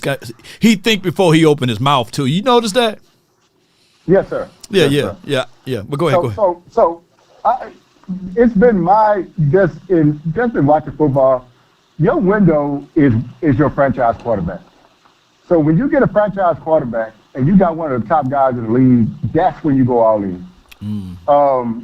Buffalo's window is Allen. You know, KC's is Mahomes. Cincinnati's Joe Burrows, and Baltimore is Jackson. I mean, you gotta put because you don't know when you're gonna get these guys again, right? You can draft 3 or 4 other quarterbacks and not get them. The Cowboys' window right now is Dak Prescott. He's playing at a phenomenal level, man. But this is the deal. If we end this season with all our draft picks and we didn't make a move to go get, to me, a top line pass rusher, a difference maker on the defensive line, I don't know when we're going to do it, Lord. I just wanted to get your thought processes. I haven't heard your whole show. I kind of wanted to see what you said about that because I feel strongly about that, man. I think now is the time, or this season's the time that we got to go trade some picks. It might not have to be the first, or it could be a second round or a third round. But we need to get an impact pass rusher. I don't want to look at this Jets game with a quarterback that's not accomplished passer, and look at it and say, yeah, we're improving. Man, this is the time to put this thing in jet mode and, hey, man, look, it's time to go get some people. And because we're going to play some tougher teams. I just think right now, man, it's time to go, man, give up some of them picks, man, and go get some guys that can get to the QB. I kind of want to see what you had to say about that. Oh, man, great observation altogether on all that you said. Yeah, I agree 1,000% with you. Strike while the iron is hot. I get it. We are 2-1. If we really want to just propel ourselves to the other side, I think we just need to go get that one other piece. We shouldn't be satisfied with this. Now, the only problem is that there's no one that can get fired if we don't move, right? That's correct. The only thing, like, all of the blame is going to be centered on 4. Yes. If we don't advance to the postseason, or if we don't make a deep run in the postseason, because people are going to say, look at 4 with all of the weapons. He got George Pickens. He got Lamb. He got an offensive line now, quote unquote. He got a running back that can give you all of these yards. But you got to play perfect. You got to rely on turnovers and takeaways. You don't make deep runs with the 32nd ranked defense. You don't make deep runs with the 25th ranked defense. You make You make a good storyline. And no, I think a defensive end would just I think it would just help everybody. The secondary, I think it'll help. Of course, the line. But I think if you get there, and mine is Max Crosby. I've been scouting Max Crosby the whole time, so I definitely want to get him. But Henderson too is out there. I think you got 2 teams that are not doing well at all. In the Raiders and the Bengals, and they got to be wanting draft pick compensation for those guys. Yeah, you got to figure out a way to at least say to yourself, okay, all right, what can we do to get over the top? But here's the thing. Jerry Jones and Stephen Jones, they marveled at the ideology that they found James Houston. We found a guy that they will go to the lowest substance line and say, well, and that's just how they think. We got a guy that we pulled up off the streets, and he's giving us more production than the last guy we got rid of, right? And we heard this storyline rinsed and recycled and repeated over and over again, even with the ideology of we paid Michael Gallup, who's a homegrown guy, who's going to give us similar production what Amari Cooper did, And they used that same talk track in 2022. Remember, we still was able to win 12 games without Amari Cooper. We're still able to win, and this is how they think, unfortunately. Yes, I definitely agree with you. And one thing I would say too, Lord, this is the last thing I'm going to say, is so I love the Pickens trade, right? But the thing I liked about it is, I say this, and I hope people can get this. When you get Pickens on your team, you insure your roster. But what I mean by insurance? Well, just think this year versus last year. So we got Pickens on our roster who's really a 1B, right? And so when CD goes down, you still have a viable number 1 that has proven something in the league that still strikes fear the defense in the league. Mm-hmm. So people still have to account for him. So now other people don't necessarily have to step up into positions they don't need to be stepped up into. Now the other wide receivers could do their thing, and Pickens could still be the number 1. That's how you ensure your roster. Right. Think about this. Last year, if CD goes down, we're screwed. Yeah. And that's the same thing. That's why you ensure your roster with top. You fill your rooms from the top down. And I've said that before, and I keep saying that. That's why you get a defensive end. Right now, you'll get a better defensive end than what you have now. It's only going to make the other defensive ends better. Yeah. And that's my thought process. If you look at our offensive line, man, we could have settled on Brock Hoffman, right, and said, oh, man, you know what, Brock is good enough to get by. But we got Booker, right? So Booker is better. But then when Booker gets hurt, now we got Brock Hoffman. But if Hoffman is the starter and you got somebody less than Hoffman, and Hoffman gets hurt, now look what you got. Now you got an issue. But if you look at our offensive line, the reason why our offensive line is still good today is because we went drafted top line talent to put on top. And the guys that's second behind those guys are still good players. They really questionable starters. But if you don't do that, if you don't get the top, I'm tired of filling these rooms from the bottom. I'm tired of going to get the 6th wide receiver and getting a good deal on him. That guy is not going to make a difference in January when you got to go to Philadelphia, when you got to go to Green Bay, when you got to go to Washington.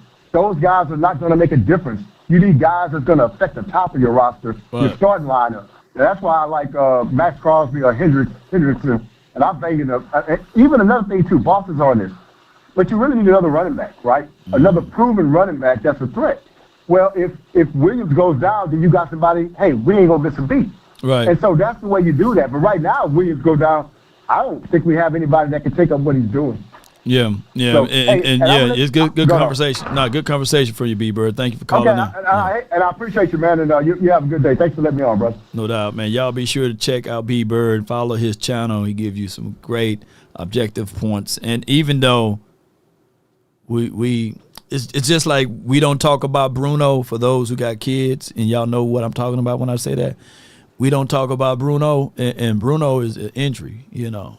And injuries are such a devastating thing for us Cowboys on key players that's been doing things good, because we the only team in the National Football League, in my opinion, as soon as we get something good, either some crazy suspension or injury goes, right? And all I want is basically, can we go through a whole season with no injuries?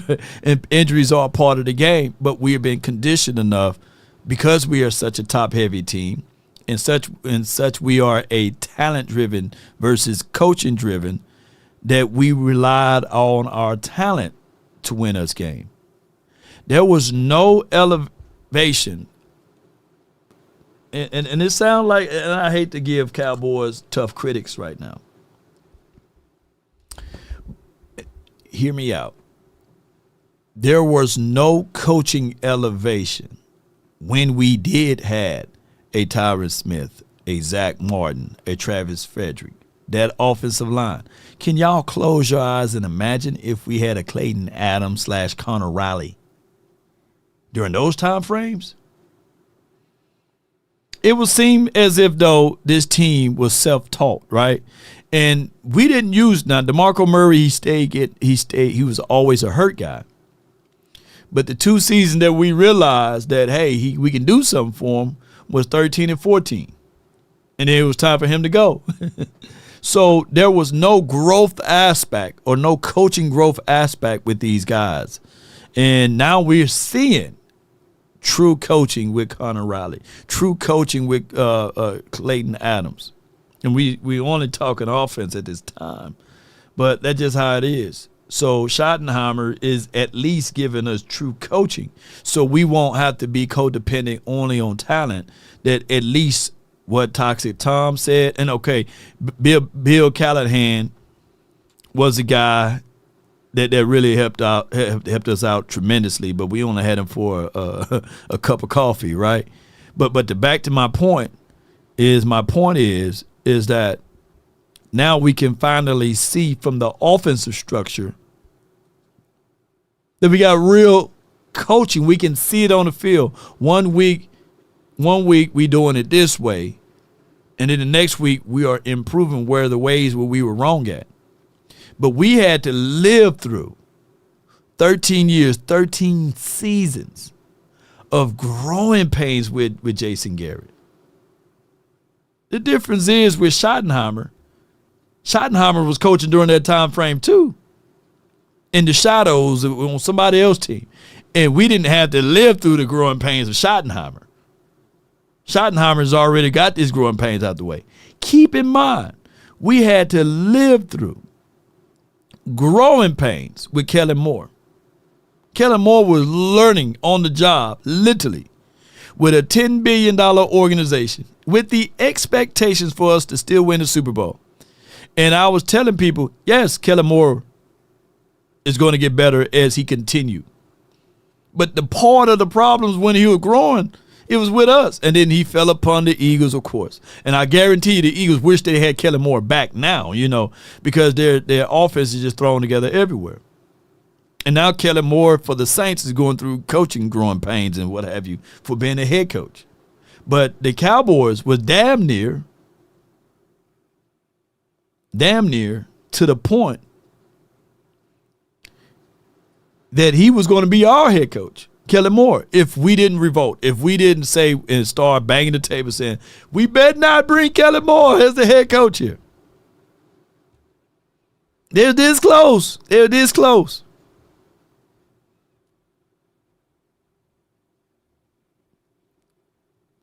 All right, got the next caller on. And Coach Clapp, Coach Clapp, boy, jeez, you thought you had to clap, so all them clappers he did, and he's still learning. Coach Jason Garrett's still learning. I got from the 817. You're live on the Nation, brought to you by Sleeper. Hey, Law, how's it going, man? Hey, man, all is well, can't complain. Hey, so I just wanted to touch back on the last caller, man, and how I feel about adding additional supreme talent to this team.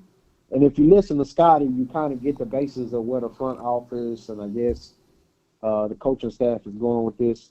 You know, he keeps saying the running back, that's our deep, we're deep in the running back room. And then when they're talking about the rushers, he's like, we're deep in the rusher room as well, with Nealon and Fowler and all these other guys, So I don't know if I don't know what it would take for them to really, like Boss is saying, go get a true RB1, or like the last caller was just beating for Max Crosby, or somewhere that talent. I don't know if the front office and the coaching staff is really have that desire. You know what I mean? Because they are looking at it. We're deep in these areas. Yeah, We're not. So they're looking at it more of a like. Quantity over quality aspects, right? Like we're looking for that quality star edge rusher. We're looking for that quality star running back. And I feel like the front office and the coaching staff is like, we got more. More is better than the route we feel they should take. How you feel about that? Man, there's reports that the Jets are now considering moving on from Breece Hall. And Cowboy math is we just beat them, and we got the better running back. We don't need him. Shoot, right. Naysayer, I'm sitting here looking at it like this, bro. You give me Javonte Williams plus a Breece Hall. Come on, man. I get the love affair that I will probably present to Jadon Blue and Maffa and all of this. But I'm sitting here like, shoot, hey, don't spoil me with a good time. Yeah. I know that I know we need it. I know how fans gonna think and say, Law, we don't need a Breece Hall. We need help on defense. Man. If we could get you remember that year? Was it 2018, 2019? Or one of those where the Rams put 200 yards rushing on us. Yeah. Didn't they have a 1-2 punch with the big number 35 or 33? He was pounding and the other running back come behind and go get the Todd Gurley, Todd Gurley and the other guy, refrigerator with legs. Man, I forgot his name. Tip of my tongue. Yeah. That was a playoff game where they put 200 on us, wasn't it? Yeah. They still running somewhere. C.J. Anderson, that was his name. C.J. Anderson is still running somewhere. Man. So like you're saying, if we could get Breece Hall, man, and they can help him with his fumbling. I know that's what people kind of back off when they mention his name because of the fumbling aspect, man. But Adrian Peterson fumbled a lot. You know what I mean? That don't take away greatness. I think it comes in bunches. When it do come and it comes. But man, if we could have Breece Hall and that boy Javonte running the way he running, man, oh my God, where do you stop him at? Man. So you got to double either CD or Pickens. Then you got to load the box up because at any moment they can go get 20 to 30 yards off. Come on, man. Hey, we laughing. We laughing. The damn Eagles. If Saquon don't continue to get 100 yards and stuff, shoot. Yeah. Breaking news: the Eagles have picked up Breece Hall. Shit. I'm trying to tell you. Yeah, so I mean, at all times, jeez. I mean, like you're saying, I mean, the defense is a lot to look at, man. But when you got an unstoppable offense, I mean, it can carry you, especially a run game, man. And during the playoffs, especially in these winter months coming up, December, November, man, you got a run game, man. You could go deep. You can go far in the playoffs, man. Pause if necessary. You can go deep, man. You can go deep. So. I'm with you on that, man. I love what Boss is saying about adding the RB1, and I think Pickens really shored himself as You know, Gary, he gonna get a contract after this year, regardless. Yeah, He's gonna get a contract. He's gonna get a contract regardless, man. But that's all I got today, man. I'll be tuning in to Cowboys Collective tonight, man. God bless you, baby. And appreciate you, man. Thank you for calling in. That's my guy, sir. Kobe, man, and he's spitting the truth right there. If you are able to do that, it's always about bettering your best. If you think I'm lying, Walmart not giving away stuff for free. You try to steal it, they're going to get you on camera. They're going to take you to jail. And these are $1 billion organizations. They always try to better their best. They always try to improve their bottom line. Shoot. Elon Musk is one of the richest people in the United States of America. They ain't giving away Teslas for free. You get a car. No, that stuff sticker price still high. So if we got the number one offense, regardless if you're the number one team or not, our record don't reflect that. I'm still trying to better my best. I'm storing all of the things that I can for winter. Winter is coming, right? Shoot. I'm trying to get, as they say, it's better to be prepared for an opportunity and not have one than to have the opportunity and not be prepared. The 49ers had no business going out there grabbing a CMC. It went got him anyway. Shoot. They was already running 1,000 yards a season, 1,300 yards with a guy named Elijah. You know, shoot. They was like, shoot, well, let's better our best. Let's go get something else even better. That's just how it goes. Now, did they win the Super Bowl? No, but they been there. They was 8 yards away or 9 yards away from winning the Super Bowl. I'm glad it didn't happen, by the way.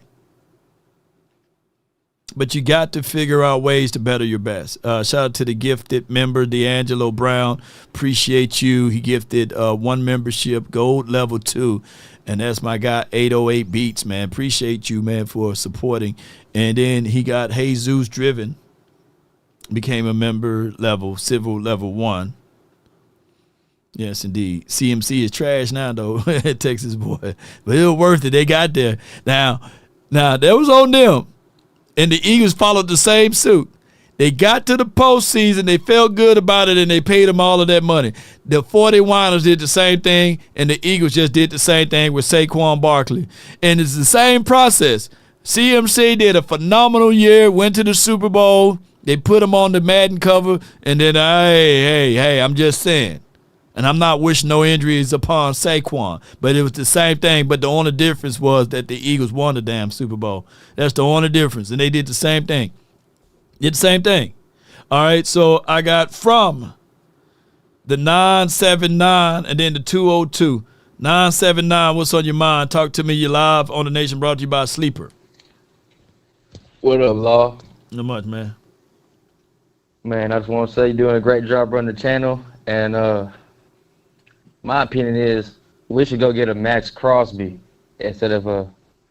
I like what Clowney brings to the table, but Max Crosby, come on, man. That's what we should have got. We should have fleeced the Raiders instead of the Packers. Oh yeah. No, they were looking for that interior guy. They were looking for a team that only had an interior big boy down inside. So for right now, I need for the Green Bay Packers to lose every game. Continue to lose, continue to tie, and we'll be winning with this. But yeah, I get it. We got Kenny Clark. Kenny Clark been good for us. I love Kenny Clark, man. I like what he brings to the table too, but it wouldn't hurt to have if we would have signed somebody else in the offseason, plus a guy like Max Crosby or Kenny Clark. So like we're kind of just seeing what we got on the roster right now. Yeah, but we'll be moving furniture around on the Titanic, man, if we traded Parsons for Cosby. I still think we should go get my bad, Law. No, you good. I still think we should go get a Sauce Gardner or somebody like that because our secondary is kind of still struggling. I like the game we had against the Jets, but other than that game, I'm not really impressed with them. Yeah, I mean, everybody on the Jets right now, they 0-5. You just got to have that conversation. I think you can take advantages of a young coach, somebody who's trying to envision his dream, and you can probably take advantage of them. Get on the phone. It's going to have to be some work done, right? And it's going to have – and here's what we can't do. we can't continue to hold on to some of our guys without the ability to be willing to move on from our guys, right? So learn how. I think we just need to will and deal, trade good for good, and see what we can do to help elevate this team. But if not, we're doing the same thing over and over again. And you know what I like to say? We'll deal and steal, man. That's how you got to do it. Yes, indeed, man. Appreciate you, man. What else you got for me? Yes, sir. That's about it, man. Appreciate you letting me on. Good call from you, man. That's from the 979. I got the 202 Big Amish. You're live on the Nation. Talk to me. Thank you, Lord, my brother in beard. I just got one thing to say. How about them Cowboys? Y'all. Yeah. That's all, man. I just wanted to call in and leave you with that. And I'll follow up during the week. I got some good intel on the essay case. For Jerry. Okay. All right, man. Come on with it. All right, let's save it for another day. Then I appreciate you, man. Thank you so much. Yeah. Thank you. Yes, indeed. How about? Oh, come on with it now. Hold on. I prematurely ended it. Now go again.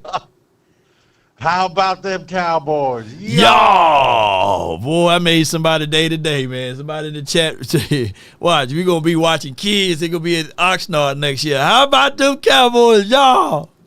Jerry, you hear that? We're going to put it on a T-shirt. How about them Cowboys? Y'all. Shoot. Yes, and then every time we win, we're going to have to wear a victory. Victory is mine. I got from the 971, JP, you're live on the Nation, brought to you by Sleeper. Talk to me. What's going on with you, Natchez? Not much, man. How you? I'm doing all right. Kind of happy about the win on Sunday. They dominated the field. Yep. It was nice to see. Mm-hmm. Dak stepped up. He improved.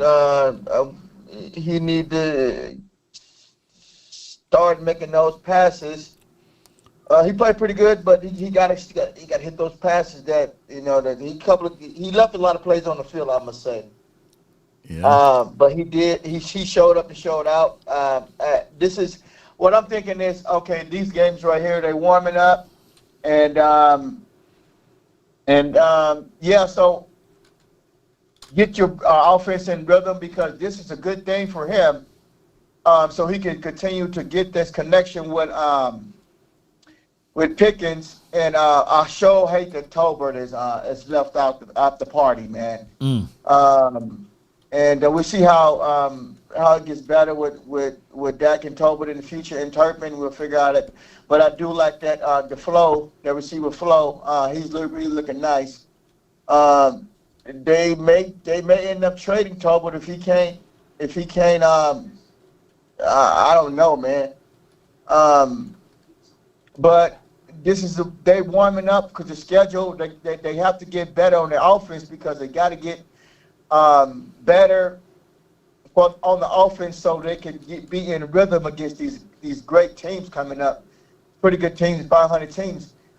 Even though the Jets were a winless team, but we have to stay at bay right now and say, okay, what his offense can do against good teams, really good defenses. And so I'm glad this is happening now, so they can they got Carolina coming up, and a couple more other winnable games. So it should be no reason why this offense shouldn't be able to put up 30 points a game. I do think they probably should, like you guys were discussing a little earlier, that maybe make another trade for maybe grabbing a running back from the Jets. I don't know if they'll do it, but be careful on your draft picks. But we do need another running back behind Williams. I don't trust Blue right now, because the injury issues, foot issues right now. And I don't know yet, and so I see Blue in the next game. In the next game, he has to show us something as fans that have trust in him. But in the defense, we got some more pieces coming back on the defense, and I'm happy about the D. Now we did play against Justin Fields. Now we got to remember we played against Justin Fields. Right. And there's more competitive QBs are coming up. that we really have to get ready for, and we're still out on Matt. I don't trust Matt still. You know, they played a good game against a horrible quarterback, but I don't know if it's somebody said that they knew Justin Fields. He knew Justin Fields really well, but when we come play against these good teams coming up, Matt is still going to be crucified if they're still giving up these big points. No doubt. And so, but in closing, But in closing, I like how it's headed right now, but I'm still being careful about the offense and the defense. I'm happy what they're doing. They continue to build off of this. If they can string along some wins and earn like a trust back. We want to see more competitive scoring and more competitive on defense. We want to know that they have not given up, and I haven't given up on this team. I like this team, man. I just want them to win, stay consistent, and stay positive. And as a fan, stay positive, but be careful about Matt being in there. So we'll see how it end up in the next few weeks. But yeah, hey, Brookhaven in the house. Hey, long stay in my backyard, bro. No doubt, man. Appreciate that, JP, man. Hey, I know I got you in that 100. I run a 10-4. You in 11 flat. I know I'll get you there. And I probably dust you in the DB. Yeah, Brookhaven in the house. Staff the movie theater too. No doubt, man. That's JP, man.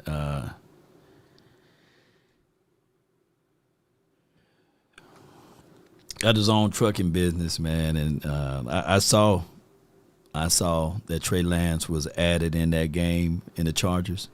Trey Lance better than Justin Herbert. Trey Lance moving that ball better than Justin Herbert. I think Justin Herbert needed to hit that bench and put Trey Lance over there. Trigger Trey.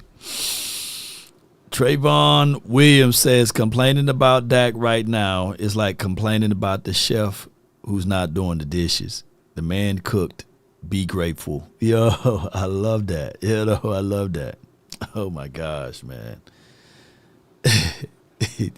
My thing is with Dak Prescott, I said he can go 30 for 30, 450 yards, 4 touchdowns, 2 rushing touchdowns.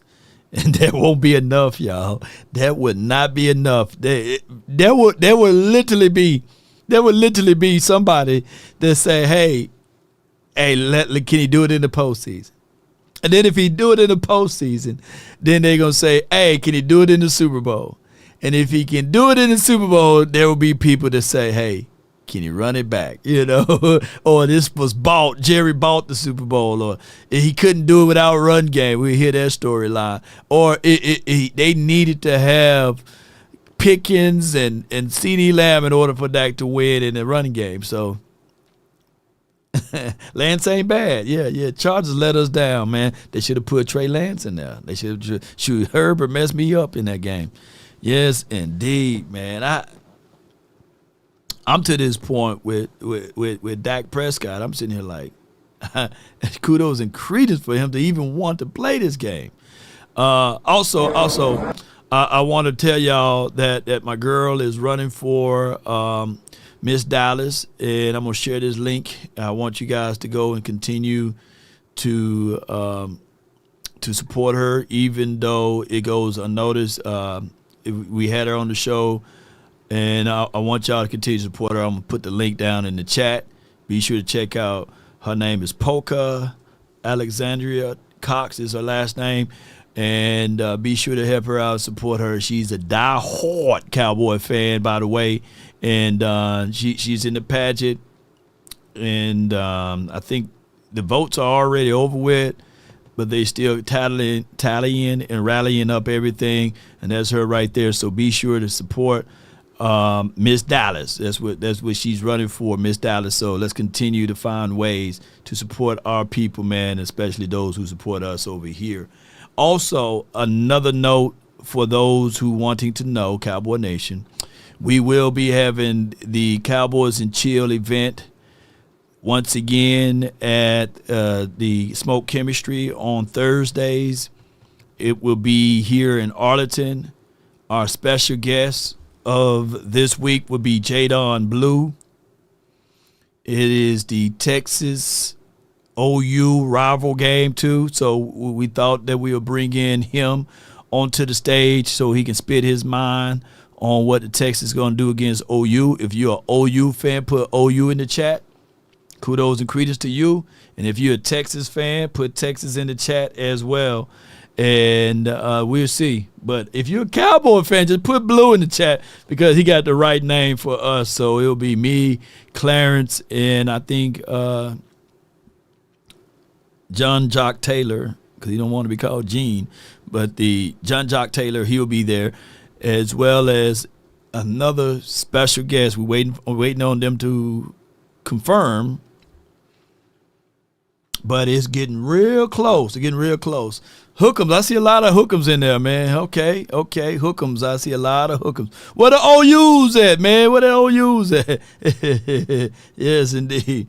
Go Blue. I see hook'em. Mm-hmm. Justin Sherbert is a wild move there. I got my guy, man, that's here, been waiting. 336 Triller in the building, man. Talk to me, bro. What you got? What's good with it? Law about to hit the park with my son. You know what I'm saying? Little daddy day, little daddy son day. That's dope, man. It's a blessing. Yeah. But listen, I just wanted to say, everybody keep talking about trading for a pass rush. We shouldn't have to trade for a pass rush because we already had it and we traded it away. And they said, "Oh, we got enough." That was a lie. We ain't gonna get Max Crosby, bro. He wanted to lead last year. They paid him. We can't get Myles Garrett. They paid him. All these ifs, we might as well buy filth and get drunk because right. It's not making sense. We should have just traded for a defensive tackle and paid the man last year when he wanted some money. We should have gave him his money last year and traded for Kenny Clark or whoever, Justin Simmons, whoever. Jerry ain't calling nobody to make no trades, bro. We just gonna have to see what's gonna happen through this season. Hopefully, Matt can. Matt did good this weekend, I guess. I mean, Justin Fields is trash, but Matt did do good. He showed me something, but we need to do this for like after the bye week because the Panthers and the Jets ain't showing me nothing, you know. Not really. What you think about that? It goes to, you know, we are inefficient. It's a mouthful because we know that the Jerrys and the Joneses not going to do anything as far as a trade. We can only hope that they figure out ways to trade. And they do believe in osmosis, you know, that the team will get better organically speaking, by the way. And we can try to seahorse this thing and see whether or not we can have our own baby with this team.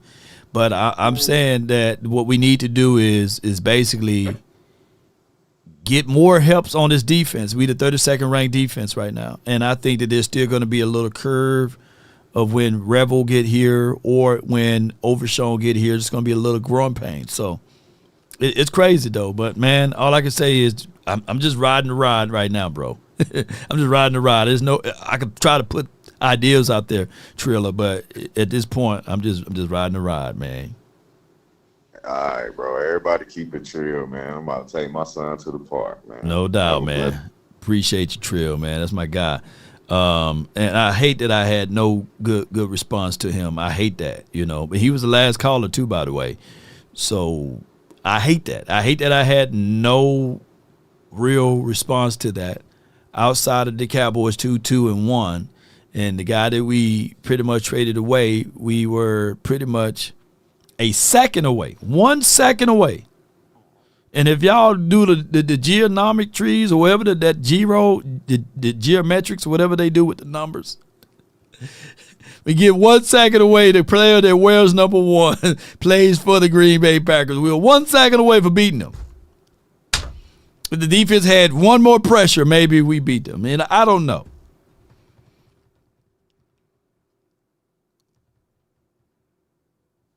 It is for what it is.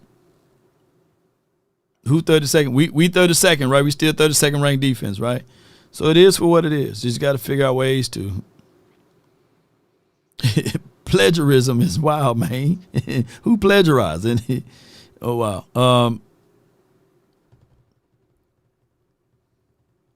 But Colin said the same thing about the Bears. Never too late to trade. We got 5 more weeks away to trade. Speaking of trade, let me see if I can pull this up. Way of a trade. Say he got these draft. This part, because I was going to end the show, but this was brought to you by my guy, Triller. So we're gonna play this, but hold on. Before I go, let's pay a bill right quick on something. Let's get it going the best way possible. Let's talk about control. And first and foremost, I'm talking about control body odor, and that's anywhere. And all you have to do is shop.mando and get $5 off of your starter pack, and that's over 40% with promo code LAW. Shopmando.com. Let's go. I use this body wash, odor control, or body control with Mando. They have the product here, and they also have deodorant that you apply under the arm for 72 hours of odor control. You want to be in control. And speaking of control, they also have the product that you can apply all over the body, the invisible cream, and it also fights for 72 hours. Look, it's all about being in control. And with Mando, man, they control body odor anywhere. All you have to do is shop.mando, get $5 off your starter pack. That's over 40% with promo code LAW. Shopmando.com. Let's go and let's stay in control of your odor. I love it. Oh no, shut up, Michael. Shut up. Shut up. We ain't going nowhere. Sway says 32 is better than being 33. All right, so there. Let me get some corrections going, but I want you guys to stay in control, and when you be in control, you will always be in control with Mando, and be in control of your odor that can last up to 72 hours of defending and fighting for you. So Mando, by definition of what they can fight for you up to 72 hours, they are better than our defense. All right, according to ESPN, in their stat sheets, you can rank number one or bottom last of defense by yards or by points, right? So according to the stat metric line that they have here, by definition, the Cowboys have the worst defense in the National Football League because we allow 412 yards a game. The Baltimore allows 408, right? So we can kiss sisters here and argue about points allowed, right? Because by far, if we do the query and say, okay, what is it by points on average or what have you, then it will be Baltimore, right? Because they allow 35 points per game. But normally how they do the yardages or the yards averages, it would be the Cowboys because we allow the most yards on defense, right? So we allow 412. So it's like 32 ranked defense in the National Football League by measures of we allow the most yards, right? But we don't allow the most points, right? So that Jets game helped us out a little bit, but not enough because we average or we allow 30 points a game, which is crazily insane. And they allow 35 points, which is crazy, playing against Baltimore. So, I mean, 31st, 32nd, give or take, on where we ranked at on defense. Regardless of it, allowing almost a half of 1,000 yards every game is crazy. And for the Ravens allowing more than 30 points, and I think that the Ravens' first few games, to be fair to them, I think they played a little bit more of a tougher schedule than us in the first 4 games or what have you. But that's neither here nor there. Shout out to the Ravens because the more they lose, the more I would still take Roquan Smith, even though he got bad hammies. I would take a Roquan Smith. If they want to move on from him, call Jerry. We'll pick him up for a 4th round real quick. Come on, don't spoil us with a good time. But let's listen to this, man. This is brought to you. This extended show is brought to you by Triller. Picks and he's going to turn them into players. Is there anything that you're watching by way of a trade? We're fewer than 5 weeks away from the deadline. Cowboys doing something to try to become a little more competitive this year, primarily on defense, where it seems like they need help. Yeah, I think there's a possibility always. You never rule that out with Jerry Jones. She an insider too, by the way. I ain't saying that she's Jerry old Squeeze, but shoot, she be knowing some information before it happened. That's all I'm saying. You know, that's all I'm saying. That's all I'm saying. Shireen Williams be having her points together. Who they would get, I don't know. It would have to be defensive players, Mike. You know, Dak Prescott is right now going to be 2024 Joe Burrow. He's going to win Comeback Player of the Year. He's putting up great numbers. Nobody's noticing because the Cowboys haven't played very well defensively. They're 32nd all across the board, 31st in scoring, 32nd yards, 32nd passing yards, 32nd third down defense. They're just terrible on defense, and they're so bad on defense. No one is noticing what Dak Prescott is doing. He's playing at an MVP level like Joe Burrow was last season. He's going to win if he stays healthy, Comeback Player of the Year. Right. And what else is he going to win? Probably MVP. nothing. They're probably not going to make the playoffs. So to your point, Mike, I think they see what happens over the next 3 to 4 weeks. How many of these games they win? Do they feel like they're in it? If they feel like they're in it at the end of October, yes, I could see them making a trade for a defensive player to help them get better defensively. And they'll have some guys coming back. Overshawn will probably come back at some point. What jersey that is? What jersey that is from Drew Pearson? I don't see a star, none of that on there. They gotta be. Hey, lady. Hey, where the star at on that jersey? What kind of throwback jersey that is right there? Hey, wait a minute now. Come on now, wait a minute. Y'all know I got a pick game.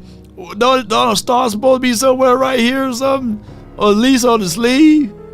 That look like a Colts. Did Drew Pearson play for the Colts? That's another Pearson, right? You know? Yeah, wait a minute now. You like the wrong shade of blue, too. Bland's probably going to get fully healthy where he's out there, fully healthy. Diggs should get better with that knee every week. So there's a chance that they could get better defensively. They're going to have to stay in it for the next 3 to 4 weeks, which I think is going to be tough to do. What was the story on That's that Harry Hines. y'all killing oh man, y'all killing me, boy. Oh my gosh, boy, y'all killing me, man. Gee! Diggs at the end of the day. He didn't start. I saw something yesterday that it was for reasons. That's the Colts as he jersey. said, That's another Pearson. Off field. Okay, that's not Drew Pearson jersey. Okay, good. Woo! That's a Colts. Okay, it's a Colts jersey. Okay, good. You know, all right, that's a Colts jersey. Yeah, okay, I'm wrong. Okay, good. I still haven't gotten a clear picture as to why he didn't start and where everything stands, because frankly, no one has been exposed more on that team, given the departure of Micah Parsons, than Trayvon Diggs. Yeah, there's no question about that. And I think the knee was playing a little bit into that too, Mike. But it was for disciplinary reasons. We don't know exactly why. On-field issues and off. Somebody said Darnell Pearson. Oh my gosh, boy. Issues. Was that being late to meetings? Was it not showing up or something that we don't know exactly what it was? Wearing a Micah Parsons jersey to work. How about that? Wearing a Micah Parsons jersey to work? Yeah, it could be that. Yeah, that's his best friend, and I know there was some hurt there when Micah was traded because, you know, Diggs loves Micah, and they were really close, and I know that hurt.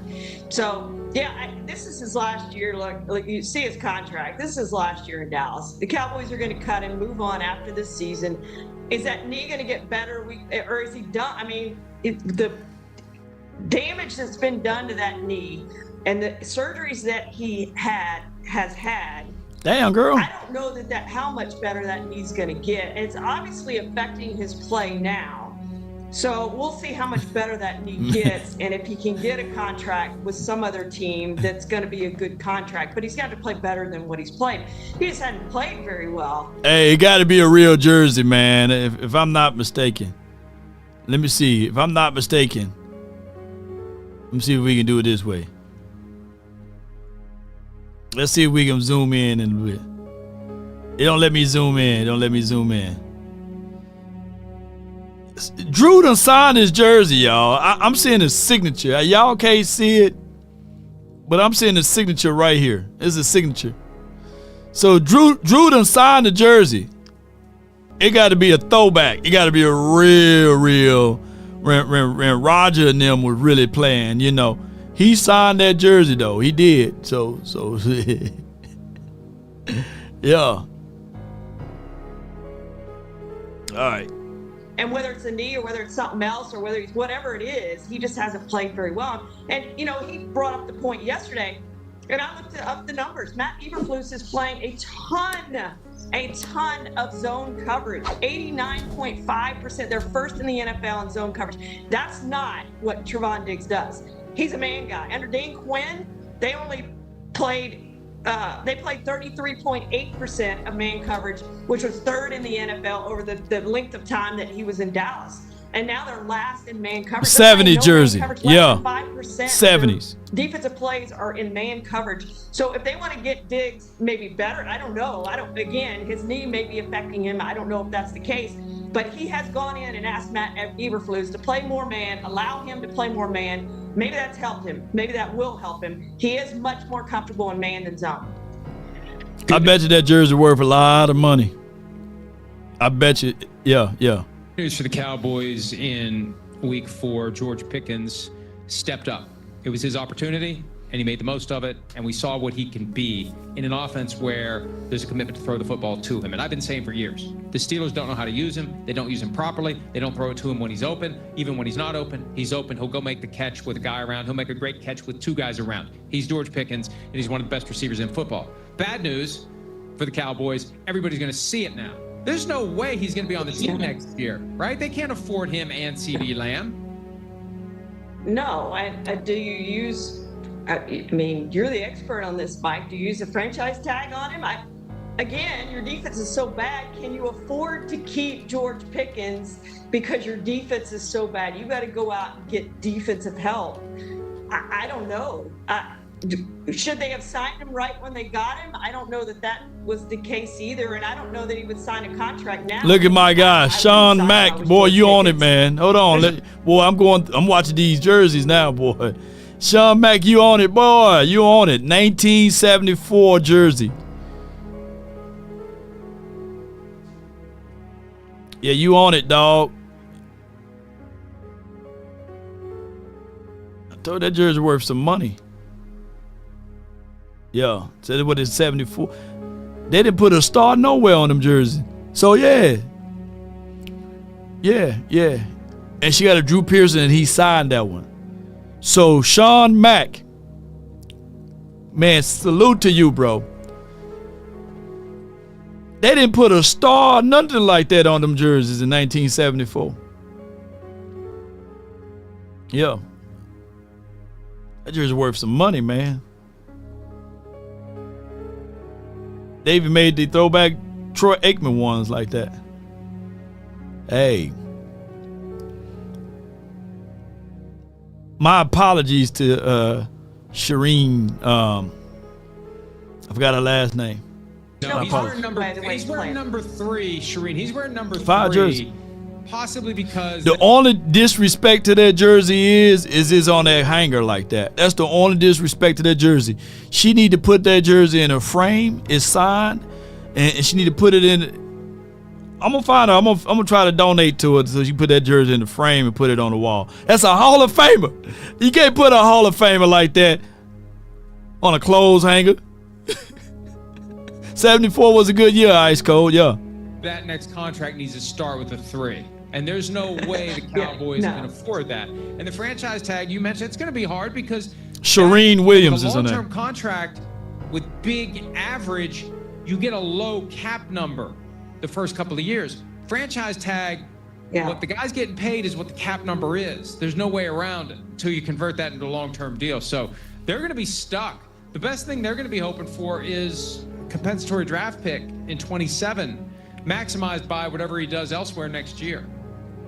And then guess what? you're back looking for a number 2 receiver that you didn't have since Amari Cooper, and you finally got him in George Pickens, and now you're going to be back in the market for that number 2 receiver when you need all this defensive help. So they're in a world of hurt, Mike, not only for this season, but for future seasons. And we may be looking at Dak Prescott and Tony Romo basically have the same exact record now. Dak has a tie on his record.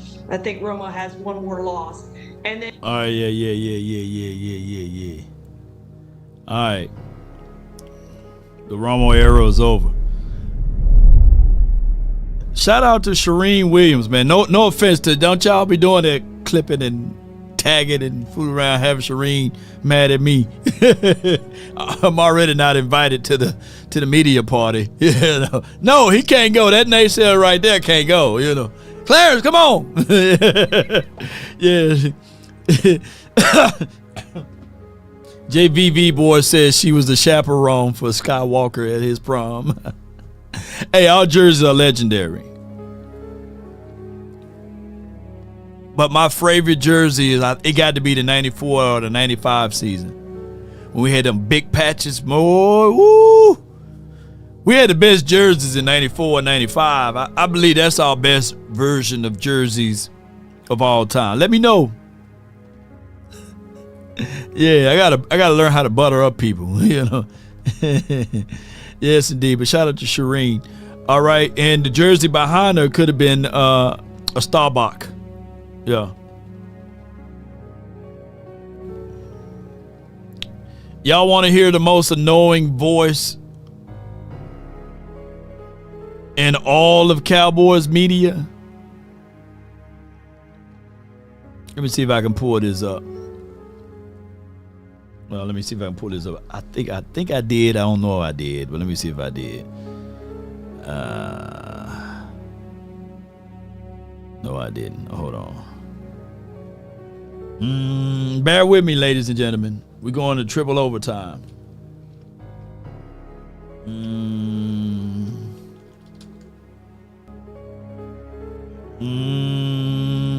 Let me see if I can find it. Hold on. Yeah. Let me see if I can find this thing.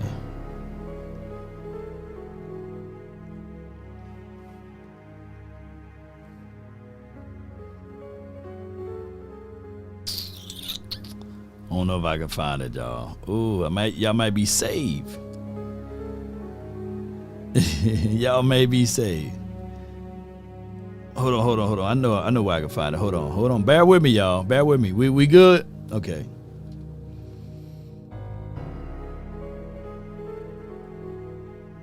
I'm almost there, y'all. Let me see if I can find it this way. Ooh-wee. Yeah. Yeah, hold on with it. 444. Appreciate everybody for rocking with me. I know y'all like that deep thought. We in the safe room right now. We in the safe room. Come on with it. We're getting close to it. Next time I should save it. I ain't think to save it. Boom. We almost there. I hope I can find it real quickly. Come on now. If I wasn't looking for it, it'll be there. Yeah. I can't find it, y'all. I can't find it. But you can only imagine if I was able to find it. All right. Yep. But I can't find this one, though. The flip to the flop, we don't stop. Come on with it. Watch this flip-flopping right here. Hold on. Maybe I can find it this way. Hold on.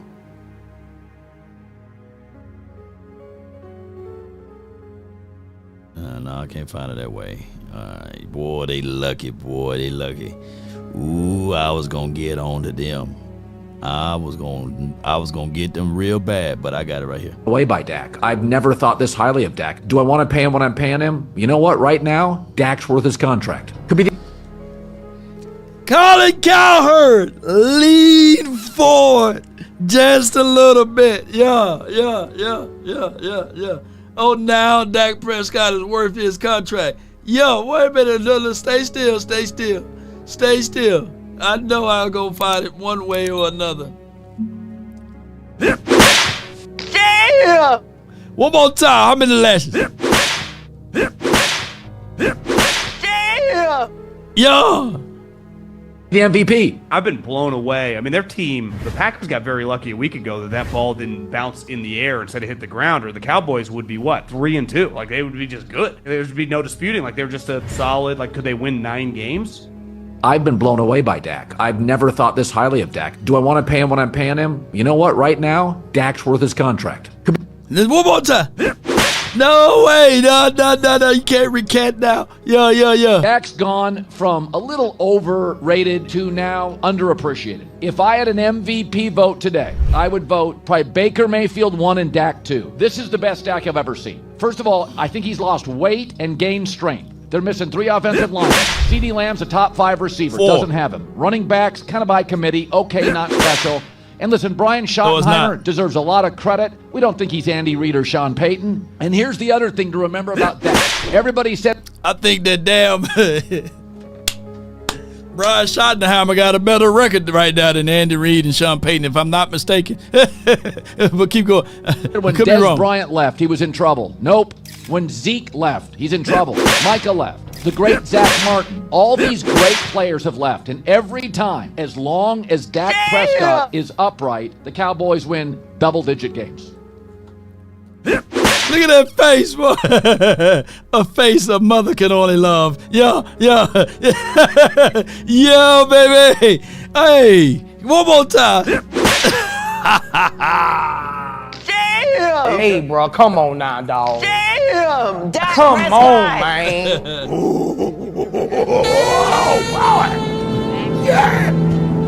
Let me leave him alone.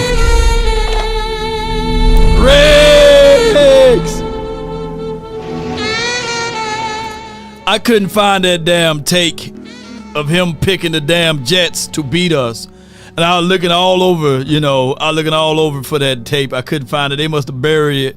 They must have burned it because it was on Twitter. I was like, man, let me poke fun at Colin Cowherd because he made a whole soliloquy on how the Jets are gonna beat us, and now all of a sudden, hey, I like Dak Prescott contract. Hey, I like Dak Prescott. Oh, come on over here, man. Yes, indeed. A face only a mother could love. I know Colin Cowherd people. They're gonna be like, hey, Law, that's why we didn't pick you up, Law. We couldn't stand your takes.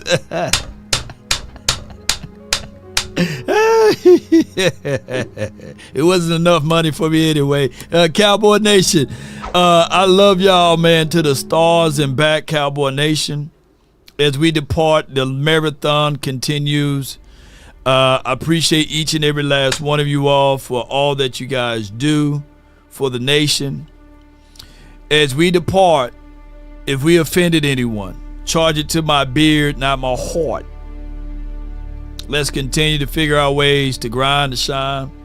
Let's continue to figure out ways to put one foot in front of the other.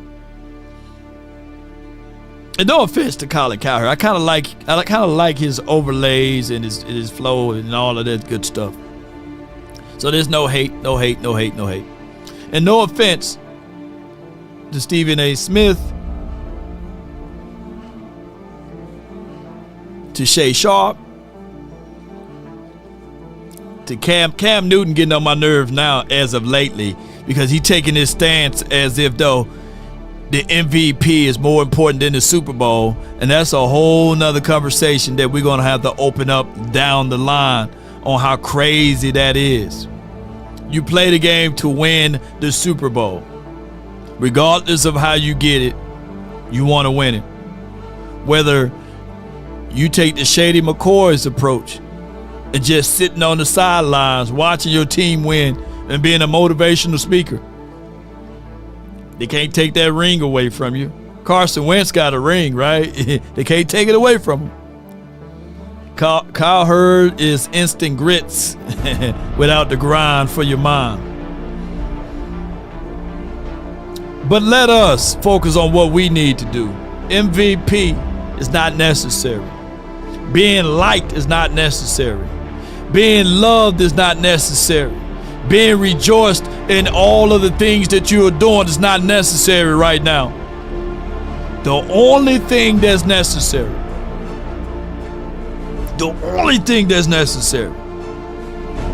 come hell and high waters, is winning the ball game this weekend and stacking that win on top of the next one, and then stacking that one on top of the next one, waiting for the cavalry to come back home all healthy. That is what's necessary. And even if it's jab by jab, knowing that you got another puncher's chance to make the haymaker is everything. Is absolutely everything. Sometimes we get caught up in the numbers of it, right? I got this many views on a video, or I got this many likes and reshares. But what was the substance necessary? There's a program you can buy your likes.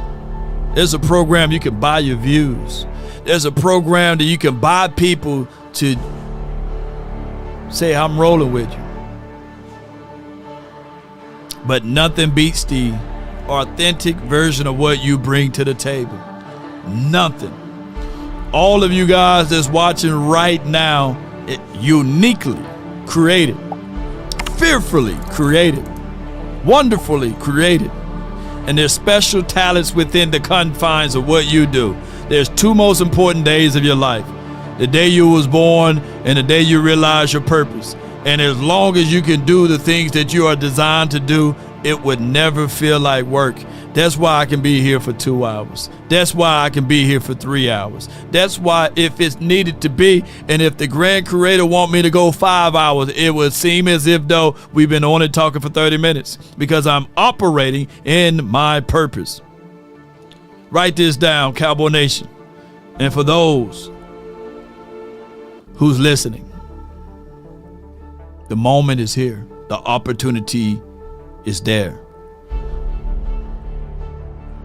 And it's better to be prepared for that opportunity and not have one than to have the opportunity and not be prepared. So prepare your mindset to this. If you want a thing bad enough to go out there and fight for it, to work day and night, to give up your time, your peace, and your sleep. If all of your desires of it makes you quite mad, that you don't get tired, and it makes you hold everything tawdry and cheap, if life itself seems empty and useless without it, and all that you scheme and dream is about it, if you will gladly go out there and sweat for it, fret for it, plan for it, or lose all terror of your mind, if you would simply, just simply go after the things you want with all of your capacity, strength, sagacity, with faith, hope, confidence, and stern pertinacity. If needed, dogged and grim and besieged and beset with the help of Almighty. Cowboy Nation. Angie says, I can't give up my sleep law. You say, and they understand the cost that is involved. Yeah, it's the cost that is involved. It's the cost that is involved to the sleeps. It's a cost that's associated with the rest. But when it's time for me to see the grand creator, there my soul will rest forever and ever and ever. So when it's time for me to catch that cloud, that's when it's time for me to sleep. I know some people value sleep more than others, but I got an eon and eternity time to do that. But while I'm live and living like 95, baby, let's stand tall or not at all, and let's continue to grind and shine. That's been my time. I really thank you all for yours. And remember, you're listening to nothing but the best. Bring them baskets. You got to understand the cost, Angie. Yeah, you understand the cost to be the boss, baby. Yeah. Yeah, so we up, baby. Come on with it.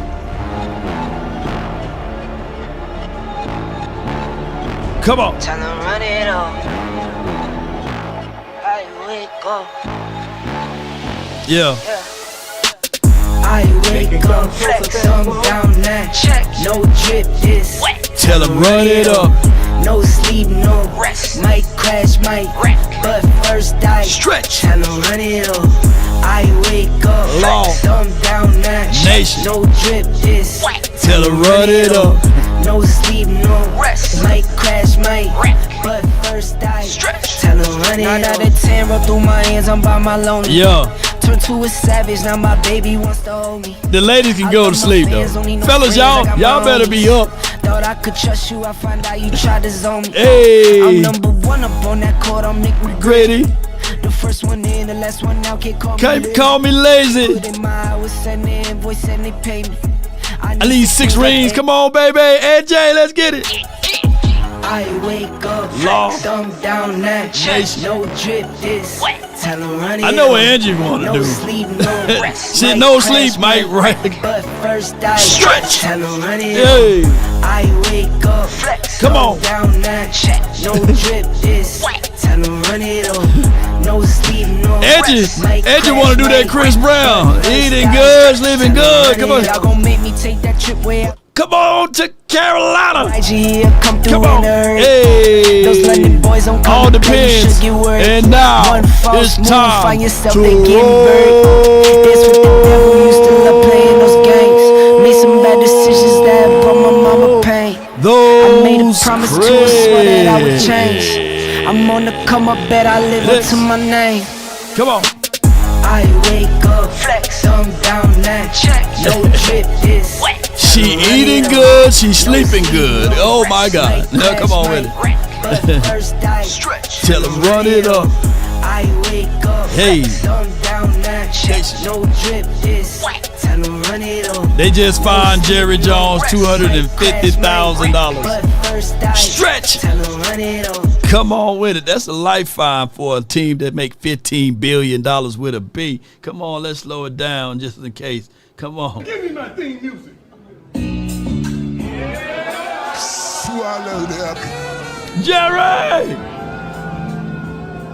Just give me the $250,000, Jerry.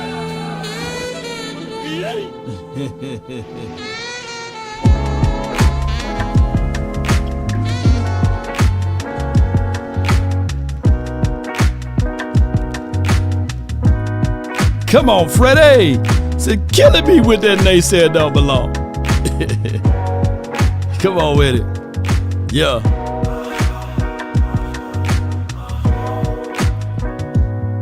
Yep.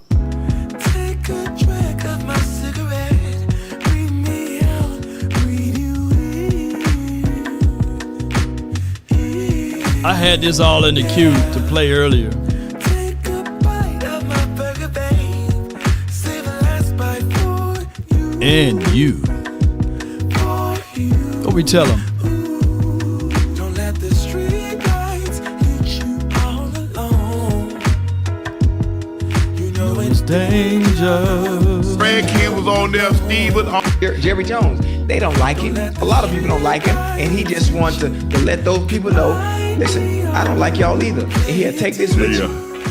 And he pointed. He was waving at Cowboy fans and then hit the others with that. That's for you. Yeah, me. Yeah, oh, no, that's for you. Yeah, I mean, listen. Yeah, they gonna probably have to. Oh, they gonna find him. Yeah, they gonna find him at least a quarter. They gonna let him know. Listen, Jerry, you know you can't do that. You can't do that. You know, here's $500,000. Go ahead and do what you want with that. You know what you will, and just. Well, here's $1 million because I'm gonna get somebody else too. I'm just letting you know. I'm gonna get somebody else. I'm gonna be in somebody else's stadium, and we gonna win, and they gonna be heckling me, and I'm gonna show out on them too. So, but yeah, Jerry. Yeah. Look, Jerry knows. Yeah, he'll probably. I'm surprised he didn't mention it. He didn't mention it on his radio show today. But he was like, "Yeah, I know I can't do that." Jerry's gonna say all the right things, but he's like, "Yeah, absolutely." Yeah. And that's the funny thing when it comes to players, when it comes to owners, when it comes to quarterbacks, they always say the right thing.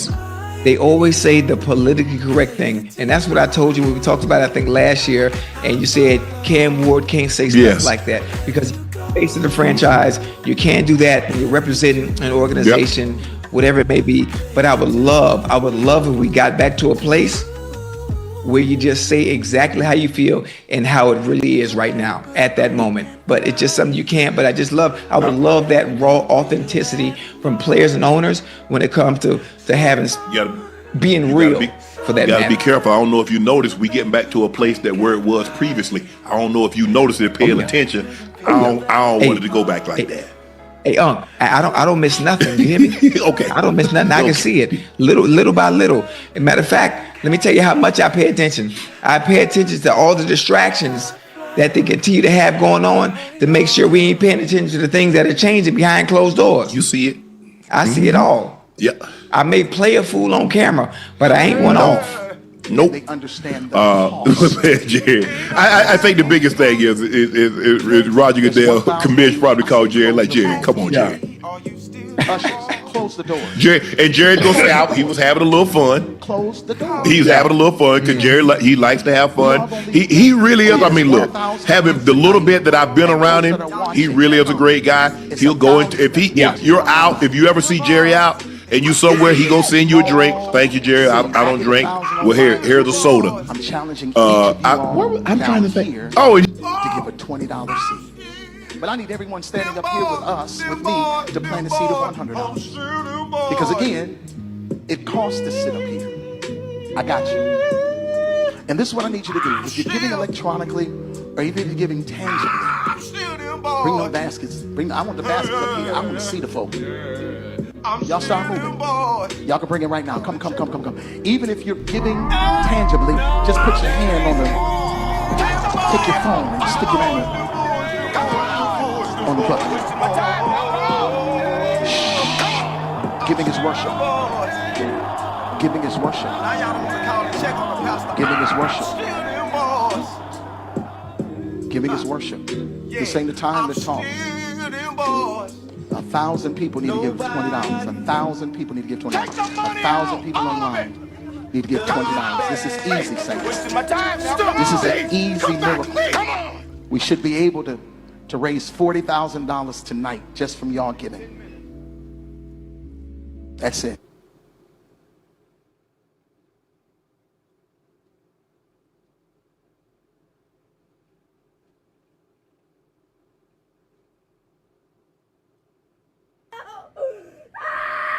Hush your mouth, Eagles. Man, y'all 4-1. Where that $25 at, Eric? You're late. Take the money out, all of it. How much money buried is insurance? My time now, come on. Yo, come on. Killing me with this. I gave you 30 years. Where that money at? Robert. 30 years of my career. Where that money at, man? Y'all trying to kill me. You're killing me, man. Don't give up the fight. Eric, you're late. Be all right on any given Sunday, yeah.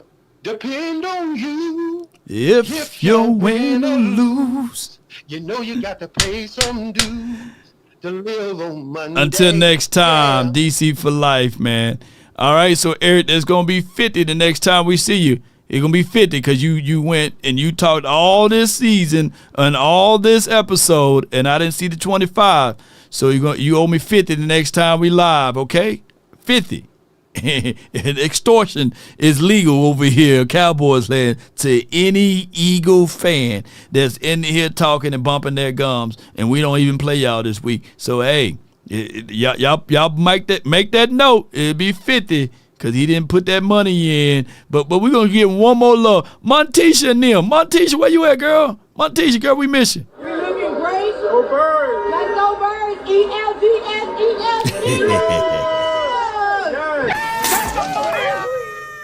Bartend, what is your profession?